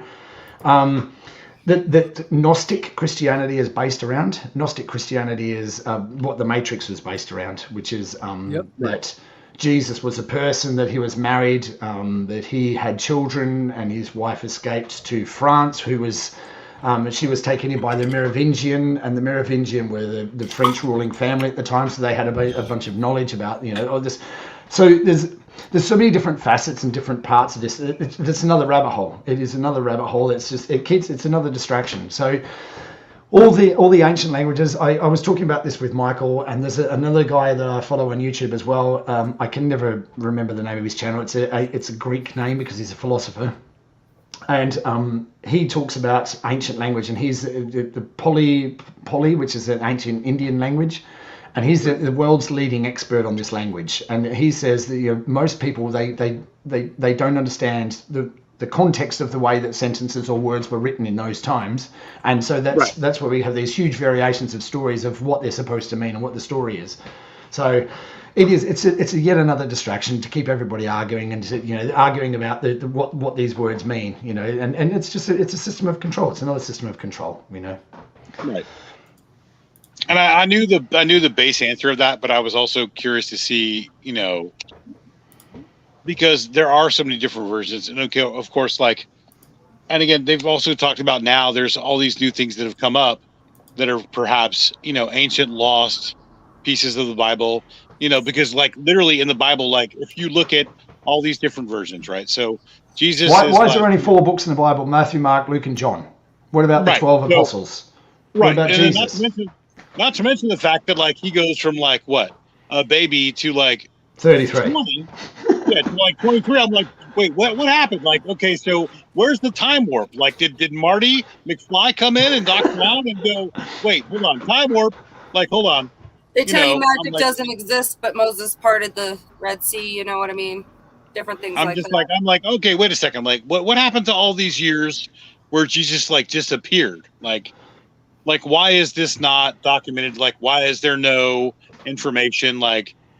Because they decided what was in the book. They decided what was going to be in the book and the message that they wanted to do. And every different ruler did that. King James in particular, had his own version. It was written for his own particular rule to do his own his own political agenda. Let's be honest. Absolutely. Yeah. So, and and it's also interesting to me too because everybody has a take on it. Yeah. Everybody. But nobody agrees. Nobody agrees. Nobody. No, but that's the thing is religion. Religion is divisive. I don't follow a religion. I have a belief in a higher consciousness, whatever you want to call it. It doesn't really matter what you call it. It's the name that we give it. It's a game of semantics at this point. But I did some work with the Islam channel. I did lots of interviews with the Islam channel. Great bunch of guys, and people would like to me. Well, why would you go on the Islam channel? You're not Islamic, and I'm like, why does it matter? Why do I have to be of the same religion to go on and to have discussions with people that are different from me? People are staying in their own lane and saying, well, you're not Islamic, you can't go on the Islam channel, or you're not, and you're not religious. No. Why are you talking about this kind of stuff? And it's so. Yeah, why can't we just have conversations? Why is it that we have to be kept separate? Why are we fighting with each other? Yeah. Because why can't you open lanes of communication to fearing thy neighbor? Yeah, and we fear what we don't understand. That's the biggest problem. Why can't you open lines of communication and have open conversations with different people to figure out exactly where they are? Yeah. And where you are and where everything else lies. I mean, let's be honest. The only way that this all works in the world is communication. Yeah, absolutely. Al's sitting there. He's taking it all in. What's your take on all this, Al? You're muted. I'm just taking it all in, man. I actually had a question for you in regards to something that I just recently started doing a little research on. What are your thoughts on alternate parallel universes? Oh, I love you. Oh, gee, where do we start? Okay, so I briefly touched on this in one of my videos where I spoke about the problem that we have in our current thinking about physics and quantum physics is they don't match up. There's no grand unifying theory for quantum physics and physics, because the mathematics for physics works on the grand scale, which is planets and bigger bodies, and quantum physics works with very small, but there's no crossover between the two. There's no unified theory. And everybody's worked on it, from Tesla to Einstein, and there's a lot of talk about who Einstein was, but we're not going to get to that today. But there's grand unifying theory. So there's string theory, but there's multiverse theory is the thing that's gaining the most weight, because it encompasses gravity, and it encompasses all the matter that we can't see in our known universe. So that the only way that that's possible is for multiverses to be existent, for every possibility existing simultaneously right here, right now. So every time you make a decision, there's a parallel universe that's created that shoots off in a different direction. It makes sense to me. Yeah. It makes sense to me. And gravity is what holds us in our current reality, based on. I coined a phrase a few years ago called the gravity of belief. As long as it doesn't go into a flat Earth theory, I'm okay with it. No, right. I coined a phrase. It's the gravity of belief, and the more.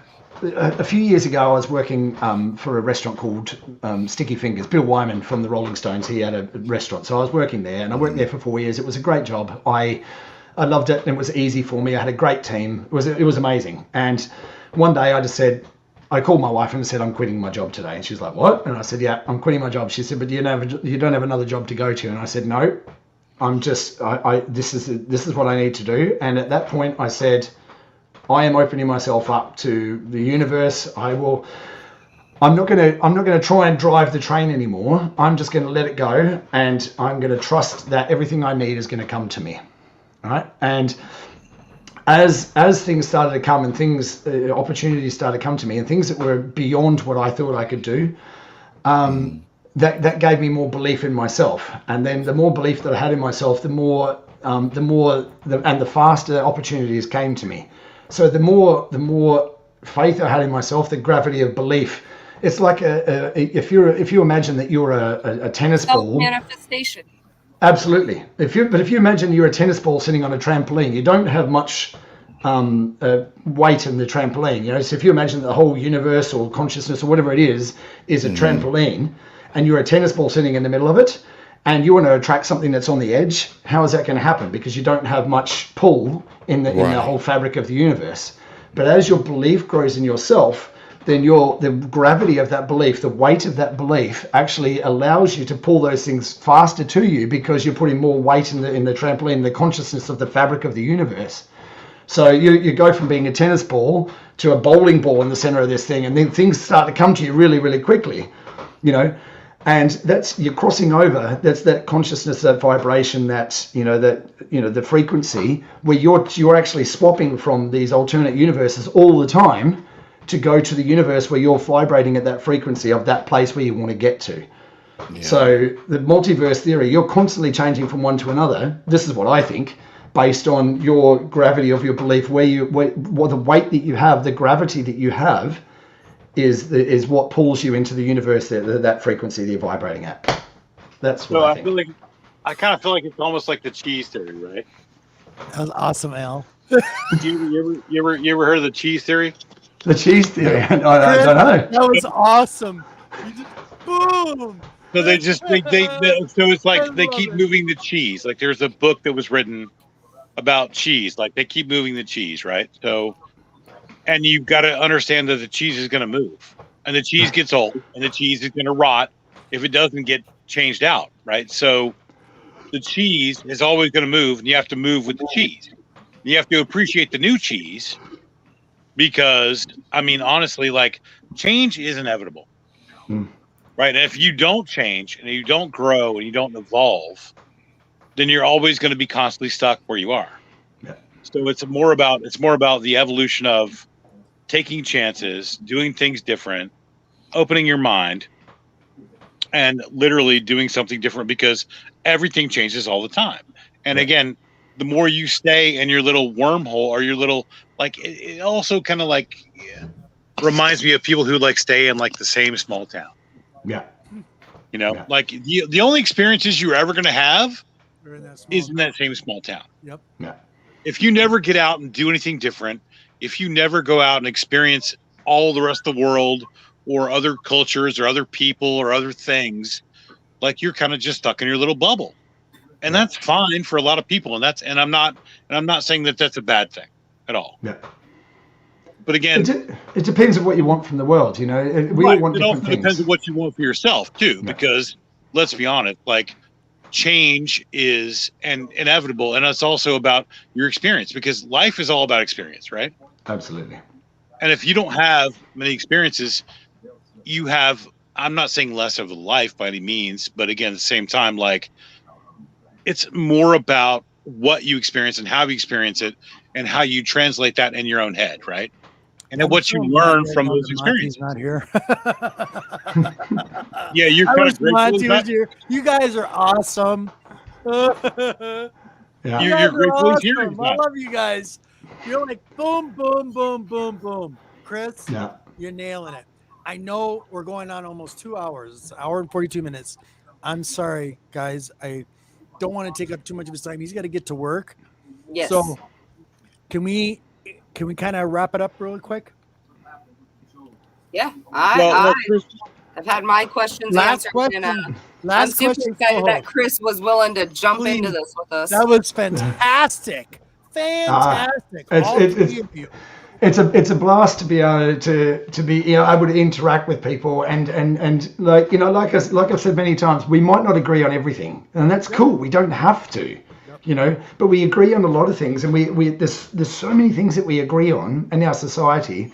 But we're so focused on the things that we don't, and that's the problem. We need to recognize that we all want the same thing. We all, I said it in my last video. All we all want is love and acceptance. All of us.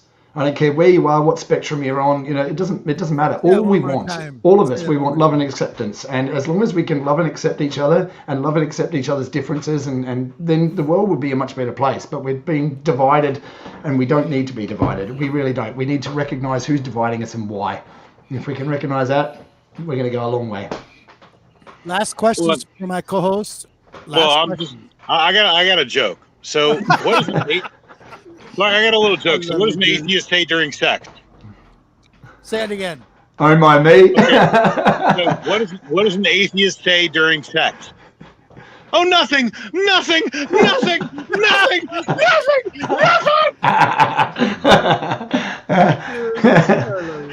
Nihilists. I couldn't help it. I had to.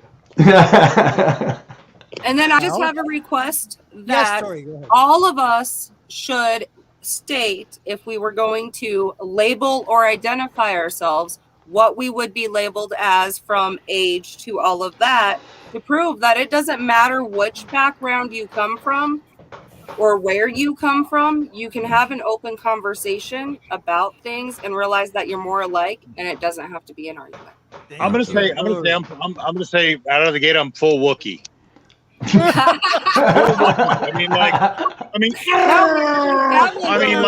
Literally, like if I've got to pick an identification, I'm full Wookiee, man. I'm all day. These aren't the droids you're looking for. Yeah, for real. You can go about your day. I'm full Wookiee, man. Like it's all good. Like it's good. Yeah. Enough to be an Ewok. Beautiful. I'm way too tall to be an Ewok. Al? I mean, if I had to, I would classify myself as a mutant, because I love the X-Men. So, even though I don't have powers the first, somebody asked me, I'm like, I went to Professor Xavier School for the Gifted back in 1990, but they tore it down, Right. Yeah. Lessons learned right there. Right, exactly. Yeah. Any last questions for my co-hosts? Tori, Deuce, Al? I mean, Chris, like, what do you think about Well, I mean, I can't get too crazy, but That's okay. Go ahead, buddy. Right. I was going to say I have thousands of questions and open I mean, discussion. I know. think we could do this. I mean, We could we do could continue keep this this for on here for hours. 4 This might hours, be a trust risky me. question, G-Man. we could do this for like 6 more hours, no question, no doubt about it. No Yeah. question at all. Again, there were also things you brought up with Michael in the NASA conversation about like random chance versus like proven facts, right? So the things that I think are very, very interesting are about, like the flat earthers versus like the rest of the world. Mhm. So like, how do you think people come to these conclusions other than mass media? Like, I mean, how do people like get to this level of like, I can't say ignorance because like it's literally just about, I mean, sort of it is, but at the same time, like I'd like to think that, people don't watch the news and go, oh, it's got to be true because it was on the news. But like, what's your perspective on that? Like, how do you feel that people are being so flummoxed by all this just garbage? I think the biggest problem is everyone's being overwhelmed by everything.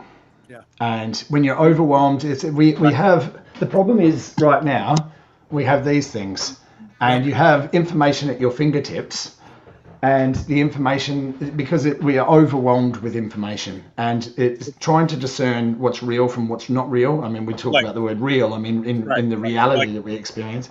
The problem is that we're overloaded with all this information, and trying to discern the truth from the fiction in that is almost impossible. And then because people are looking for truth, sometimes they get sidetracked into just the most bizarre ideas and concepts that and they can't find a way out of it, because it's we're all looking to try and understand the world, because it doesn't make any sense to anybody at the moment. So we're all trying to understand it, and then when you're hooked onto a really out there idea that makes sense in your reality that you're experiencing at the moment, I think that's the biggest problem we have. People just get caught up in these false realities that just don't make any sense at all. So how do we break through that though? I mean, how do we like establish what's happening right now? What's happening right now is the Great Awakening. The Great Awakening is that everything that we've always known to be true is now being exposed as being a fraud and a lie. Everything. I mean, everything from banking to politics to you name it, medicine, hospitals, everything that we've always known to be 100% true. That's true. I believe it. Now people are like, oh, so what? They don't have our best interests at heart, or what? The banking system isn't fair. It's everything that we've always known to be true is now being destroyed. Everything. And as we destroy those fictions that we've lived under for a long, long time, then the truth will come through. And that's what we have to go through. We have to go through this period of darkness, and we have to. We don't have a choice. And even though we all hate it. And it's painful, but it's People going to be need worth to it in wake the long up. run. It's Just the lobster wake up. story. Shall I tell the lobster story? Yes, please. It's my favorite story. It's I my like favorite to story by far. Okay, so lobsters. Lobsters are a unique creature. They're wonderful. And from the moment they're born until the moment they die, they're constantly growing, which presents a problem for the lobster because it has a hard exterior shell. It is an exoskeleton. right Now, as the lobster's growing into this shell, it gets to a point, and it's uncomfortable. And it gets to a point where they live through the pain. They're like, oh, it's not so bad. I can live through it. And it's bearable until it gets to a point where it's not bearable anymore, and they just get to a point where they can't handle the pain anymore, and they go to a rock. They strip off that shell. They're exposed for a short period of time, and then they grow a new shell, and the whole system repeats and repeats over and over again. And that's how it goes. But the moral of the story is that nothing ever changes when people are comfortable. You have to go through a period of discomfort and exposure, and then you can move forward into a new reality, into a new paradigm, or whatever you want to call it. So that's the period that we're going through right now. It's a painful, really horrible period where where the paradigm that we've always lived under is being exposed and destroyed, and we have to go through this. There's nothing we can do to it. We have to go through this pain. There's going to be a lot more pain to come. But then when we get to the end of this, we'll see a new reality where we have technologies that are released. Look, I've talked about new technologies on my channel all the time. Energy generation, and that's a news video I've got coming up soon. Who controls the world? And when I tell you who controls the world, you're not going to believe it. But it's really, really simple when you break it all down, because the world runs on energy. The whole world runs on energy. So that's going to be a really interesting conversation, I think. What has been shown in many, many things, from movies to entertainment to things you read, the ultimate yin and yang even shows the ultimate energies. He's a perfect guest for this show, you guys. Do you not agree? Do you not agree? I love it. You get where I'm coming from? Again, Chris, I love you. I can talk about most subjects for a very long time. You know this. Yeah. Same. That's why I started my channel, because I want to start these conversations. And look where I am. I started walking along in a forest talking to myself, and here I am talking to the most incredible people that from a diverse background, in different countries than me. And this experience, everything. There's no coincidence. I'm blown away with everything I'm experiencing, and the only reason I'm experiencing is because I'm putting myself out into the world. But when you put yourself out there, you're going to be open to ridicule. You're going to be open to criticism, and all those kind of things. But at the same time, when you put yourself out there, you're attracted to people who are like mind, and even people who haven't got that mind, who want to have discussions. And it's amazing. I'm ever thankful. I'm so grateful every single day for the opportunities I've had to meet with people like yourselves, have these discussions with people like yourselves, and thank you, G-Man, for putting this together. I really can't thank you enough. It's an honor and a privilege to be here. It really is. Well, and Chris, honestly, I got to tell you, this has been brilliant. And G-Man, thank you so much for inviting Chris. We could go on for 5, 6, 7. Chris, really quick, dude, just give me a second.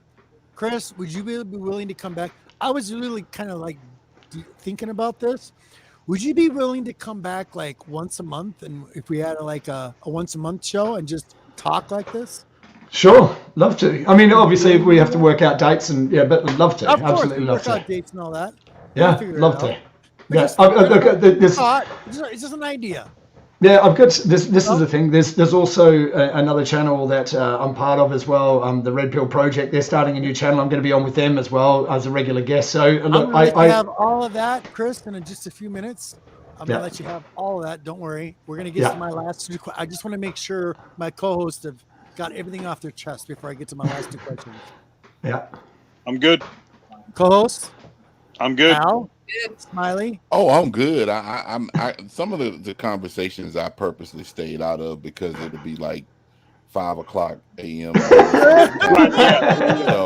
I kind of used a little bit of discretion, but no, I'm good. I've enjoyed the conversation. Wait, what does discretion mean? Hold on, back up.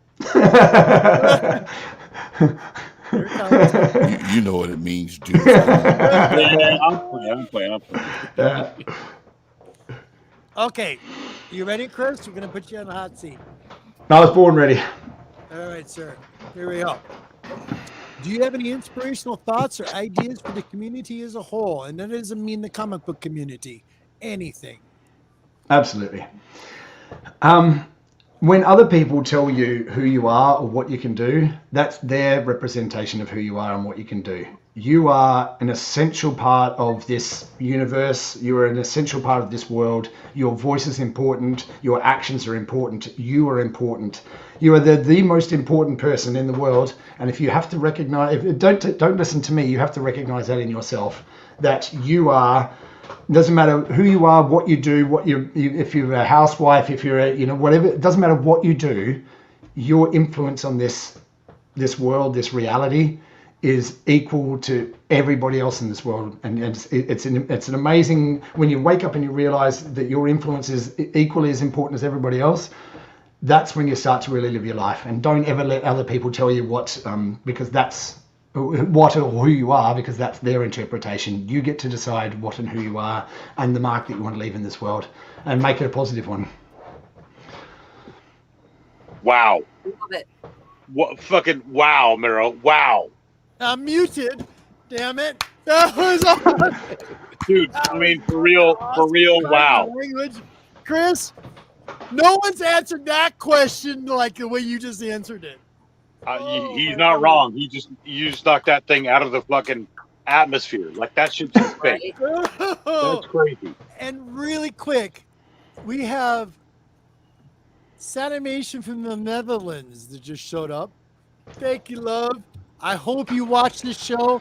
This is a show just for you, Sandy. For Please sure, watch Sandy. it. Please Oh yeah, watch Danny, it. for Right real. up your This is alley, all love. for you, love. Go back and rewind it and watch this. He's one of my buddies up here. You gotta watch it. We love you, sweetheart. Anyway, And I can my with Cray Cray. My bad. Mhm. standing ovation. Sorry, that was really good, Chris. Wow, that was, man. You almost put a tear in my eye, literally. Okay, next one. Sorry. Oh wow. Okay. He's already teed this one up. I mean, Yeah. it's What like does Tebow with that. thinking outside the box mean to you? Okay, I'm going to go back to my Matrix roots because on my channel, my entire life is about the Matrix, and there's a reason for that. There's a scene in the Matrix where Neo goes to meet the Oracle for the first time, and there's a little kid in there who's sitting there and he's looking at spoons, and the spoon's bending. Okay, and Neo sits down with this kid, and the kid says to him, "Don't try and bend a spoon. That's impossible. Just recognize the truth." And Neo says, "What truth?" And the kid says, "There is no spoon." When you recognize that there is no spoon, it is not the spoon that bends, it is only your mind. Now, this whole thinking outside the box, there is no box. The box is created for you. And that's the same as the previous answer. The box is created for you. People try and put you in a box, or they try and create a box for you, or you create your own box. There is no box. And Roger Bannister proved that. Roger Bannister was the first man to run the 4-minute mile because everyone said beforehand it was impossible to do. And then he did it. In the same year, 4 people broke that record. When you're limited by your imagination, Einstein said it best when he said the only limit to what we can achieve is our imagination. And the imagination is the breaking of the box. There is no box. Whatever you want to do, you can do it. And it doesn't matter how big or how small. I'm a guy from a small town in West Australia, and the amazing things that I've done in my life, all I've ever wanted to do is just to show people that no matter how big your dream is, no matter how big your goal is, no matter what you want to do in your life, you can do it as long as you keep on pushing and your imagination is big enough. Don't be confined by what this box that they tell you exists, because there isn't one. The only limit to what you can achieve and what you can do is your imagination. How big do you want your imagination to be is entirely up to you. There is no box. There's no spoon.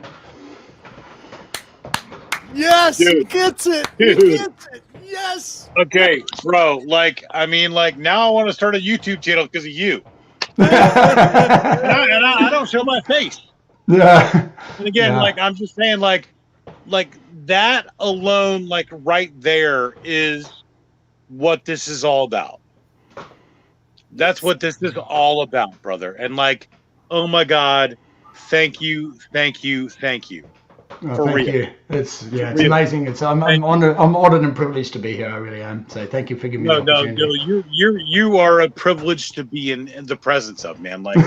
Honestly, that is kick ass. That inspiration right there, should be on banners. Should be displayed everywhere. That's kick ass, man. That's amazing. For real. Yeah. Oh, yeah. But as long as you take that with you, there is no spoon. Every time you start to have doubt in yourself or doubt, and just remember, there is no spoon. Yeah. Time to let it all go, Neo. Fear, doubt, disbelief. Free your mind. There is no spoon. There's never been a spoon. That's the best part. There's never been a spoon. Joey back to 7 here. What was it he said? Hold on.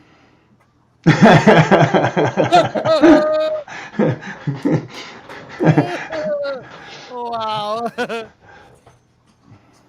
Oh my goodness. Boston's Das Fräulein. Wow. That's Chris.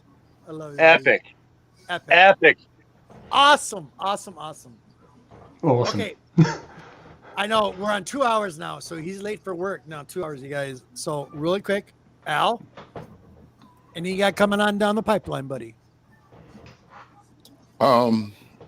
Yeah, it's the secret that I Well, it's not real. Well, it is a secret. I haven't said anything. You're gonna say well, it. yeah. I'm working on a project, and hopefully I will have it up and running by my birthday, which is in December. Um, Other than that, if you could check out my brethren on the Comic Hall Crew YouTube channel, I'm not currently active with the group, but they are still doing content. So if you could give them a look see and subscribe to the channel and all that good stuff, that would be great. But it's a Comic Hall Crew, but I'm working on a personal project that I shared with the G-Man, and hopefully I can have that up and running, like I said, by December. So that's I'm pretty much looking what's forward going on to it, with Al. me. Awesome. Looking forward to it, Al. Big time. Thank you very much for being here, brother. It's always a pleasure, sir. Tori? I'm trying to get the Cannabis Comics and Pop Culture Show back up and going. I do have a goal in mind of next month to get that back up and running on Fridays or Saturday, probably Fridays again, because your show's Saturday, so it'll be Fridays again. Just got to get scheduled out, and other than that, you know me, I just leave everybody on the note of peace, love, and don't conform to society. Love you, sweetheart. Thank you so much, baby. Thank you. Thank you for having me, and Absolutely. amazing guest, and once again, happy birthday. This was the Thank best you birthday very show much. ever. Thank you, honey. Deuce? Yeah, I'm going to be here next week, brother. And again, thank you so much for having me. I'm going to about to send out a bunch of AOKs because why not? You know what I'm saying? Like this world is too short to not share the love. Exactly. So I mean, like in my world, like it just makes too much sense to not do that. You know what I mean? Yep. I hear you, buddy. Thank you very much. No, thank you. No, you were awesome tonight. All right. To our special guest, Chris, tell everybody what's going on, what you got working on. Go ahead, brother. Work, lots of work. Other than work, I'm talking about well, the work sort of deviates me from the things that I want to do. I mean, the next big project I've got coming up, I'm going to be taking my 35 years of cooking experience, and I'm going to be doing my own cooking show. It's probably going to be early next year before it all kicks off. I'm going to take all the hints, tips, and secrets of everything I've learned over 35 years and condense it down to show people how they can do really amazing meals at home for that kids want to eat, because feeding kids is almost impossible, and healthy, and also to get the best value for money out of your shopping, so that you're not wasting anything. So everything that comes in the door you're using, and there's these are the kind of things that I want to get out to everybody and share, especially in these times where inflation's going crazy and the shopping costs more than ever. So, but yeah, I'm just doing some other shows as well. I'm doing some interviews with other channels. Red Pill Project has asked me to do some stuff with them, which is awesome. And to just look, I don't plan anything in my life. I leave the universe to decide where I'm going to go, and as opportunities come to me, then I say yes. I mean, it's you never know where the world's going to take you next, so I don't want to limit myself, and whatever opportunities come, I say yes to, because who knows where you're going to end up. Yes, man.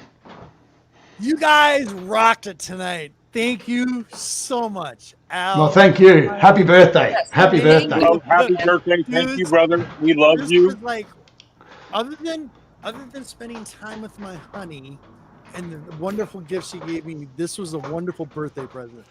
It really was.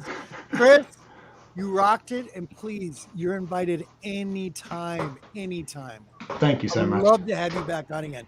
It was informative. It was educational. And the thing is, it's like, I'm sorry that I know we didn't get into a lot of Q&A with you. Is there it was awesome. I mean, I know who you are, but a lot of people don't. Is there anything that we left out that you wanted to tell the public?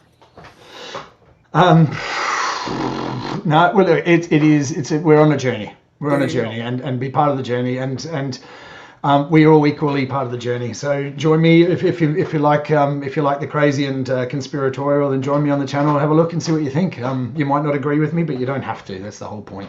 We can not agree and still get along. So awesome. Guys, go ahead. I just feel like the best part about this open forum is exactly that. Like if you can open your mind and reach out and listen, you can learn all kinds of shit real quick. Mm-hmm. It's not difficult. Yeah. Just knowledge. Big time. Okay. I'm gonna wrap this up here. Chris, just don't go anywhere. I gotta do an outro. Don't go anywhere. Just hold on for give us 5 more minutes, okay? Of course. Yeah, of course. Okay, cool. Don't run away. Sorry, I want to talk to you a little bit more. Sorry. All right.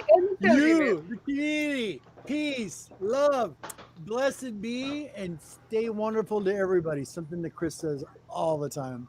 And I want to say thank you so much, Chris. You were awesome tonight. Welcome back anytime. Tori, you were fantastic. Deuce, awesome. Al, awesome as always. You guys rocked it tonight. And this is what I've been trying to get off my chest. I cannot. It's hard for the G-Man to really express himself. This is a way of expressing a little bit of love. And all I want you to do is use this. Open yourself up a little bit. Don't be so focused on one particular thing. There's many options. You're a human being. Be human. Love each other. Okay? And let's see here. Let me cut this one out. It's always the dilemma of finding my video. Here we go. So come back next week on the Nerdy Collective. This was a very special episode. So thank you, everybody, community, my co-host, my guest for tonight, Chris Large. Go check out his links down below.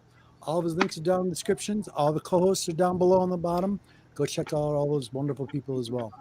And everybody out in the community, thank you so much. Peace, love, blessed be, and take care.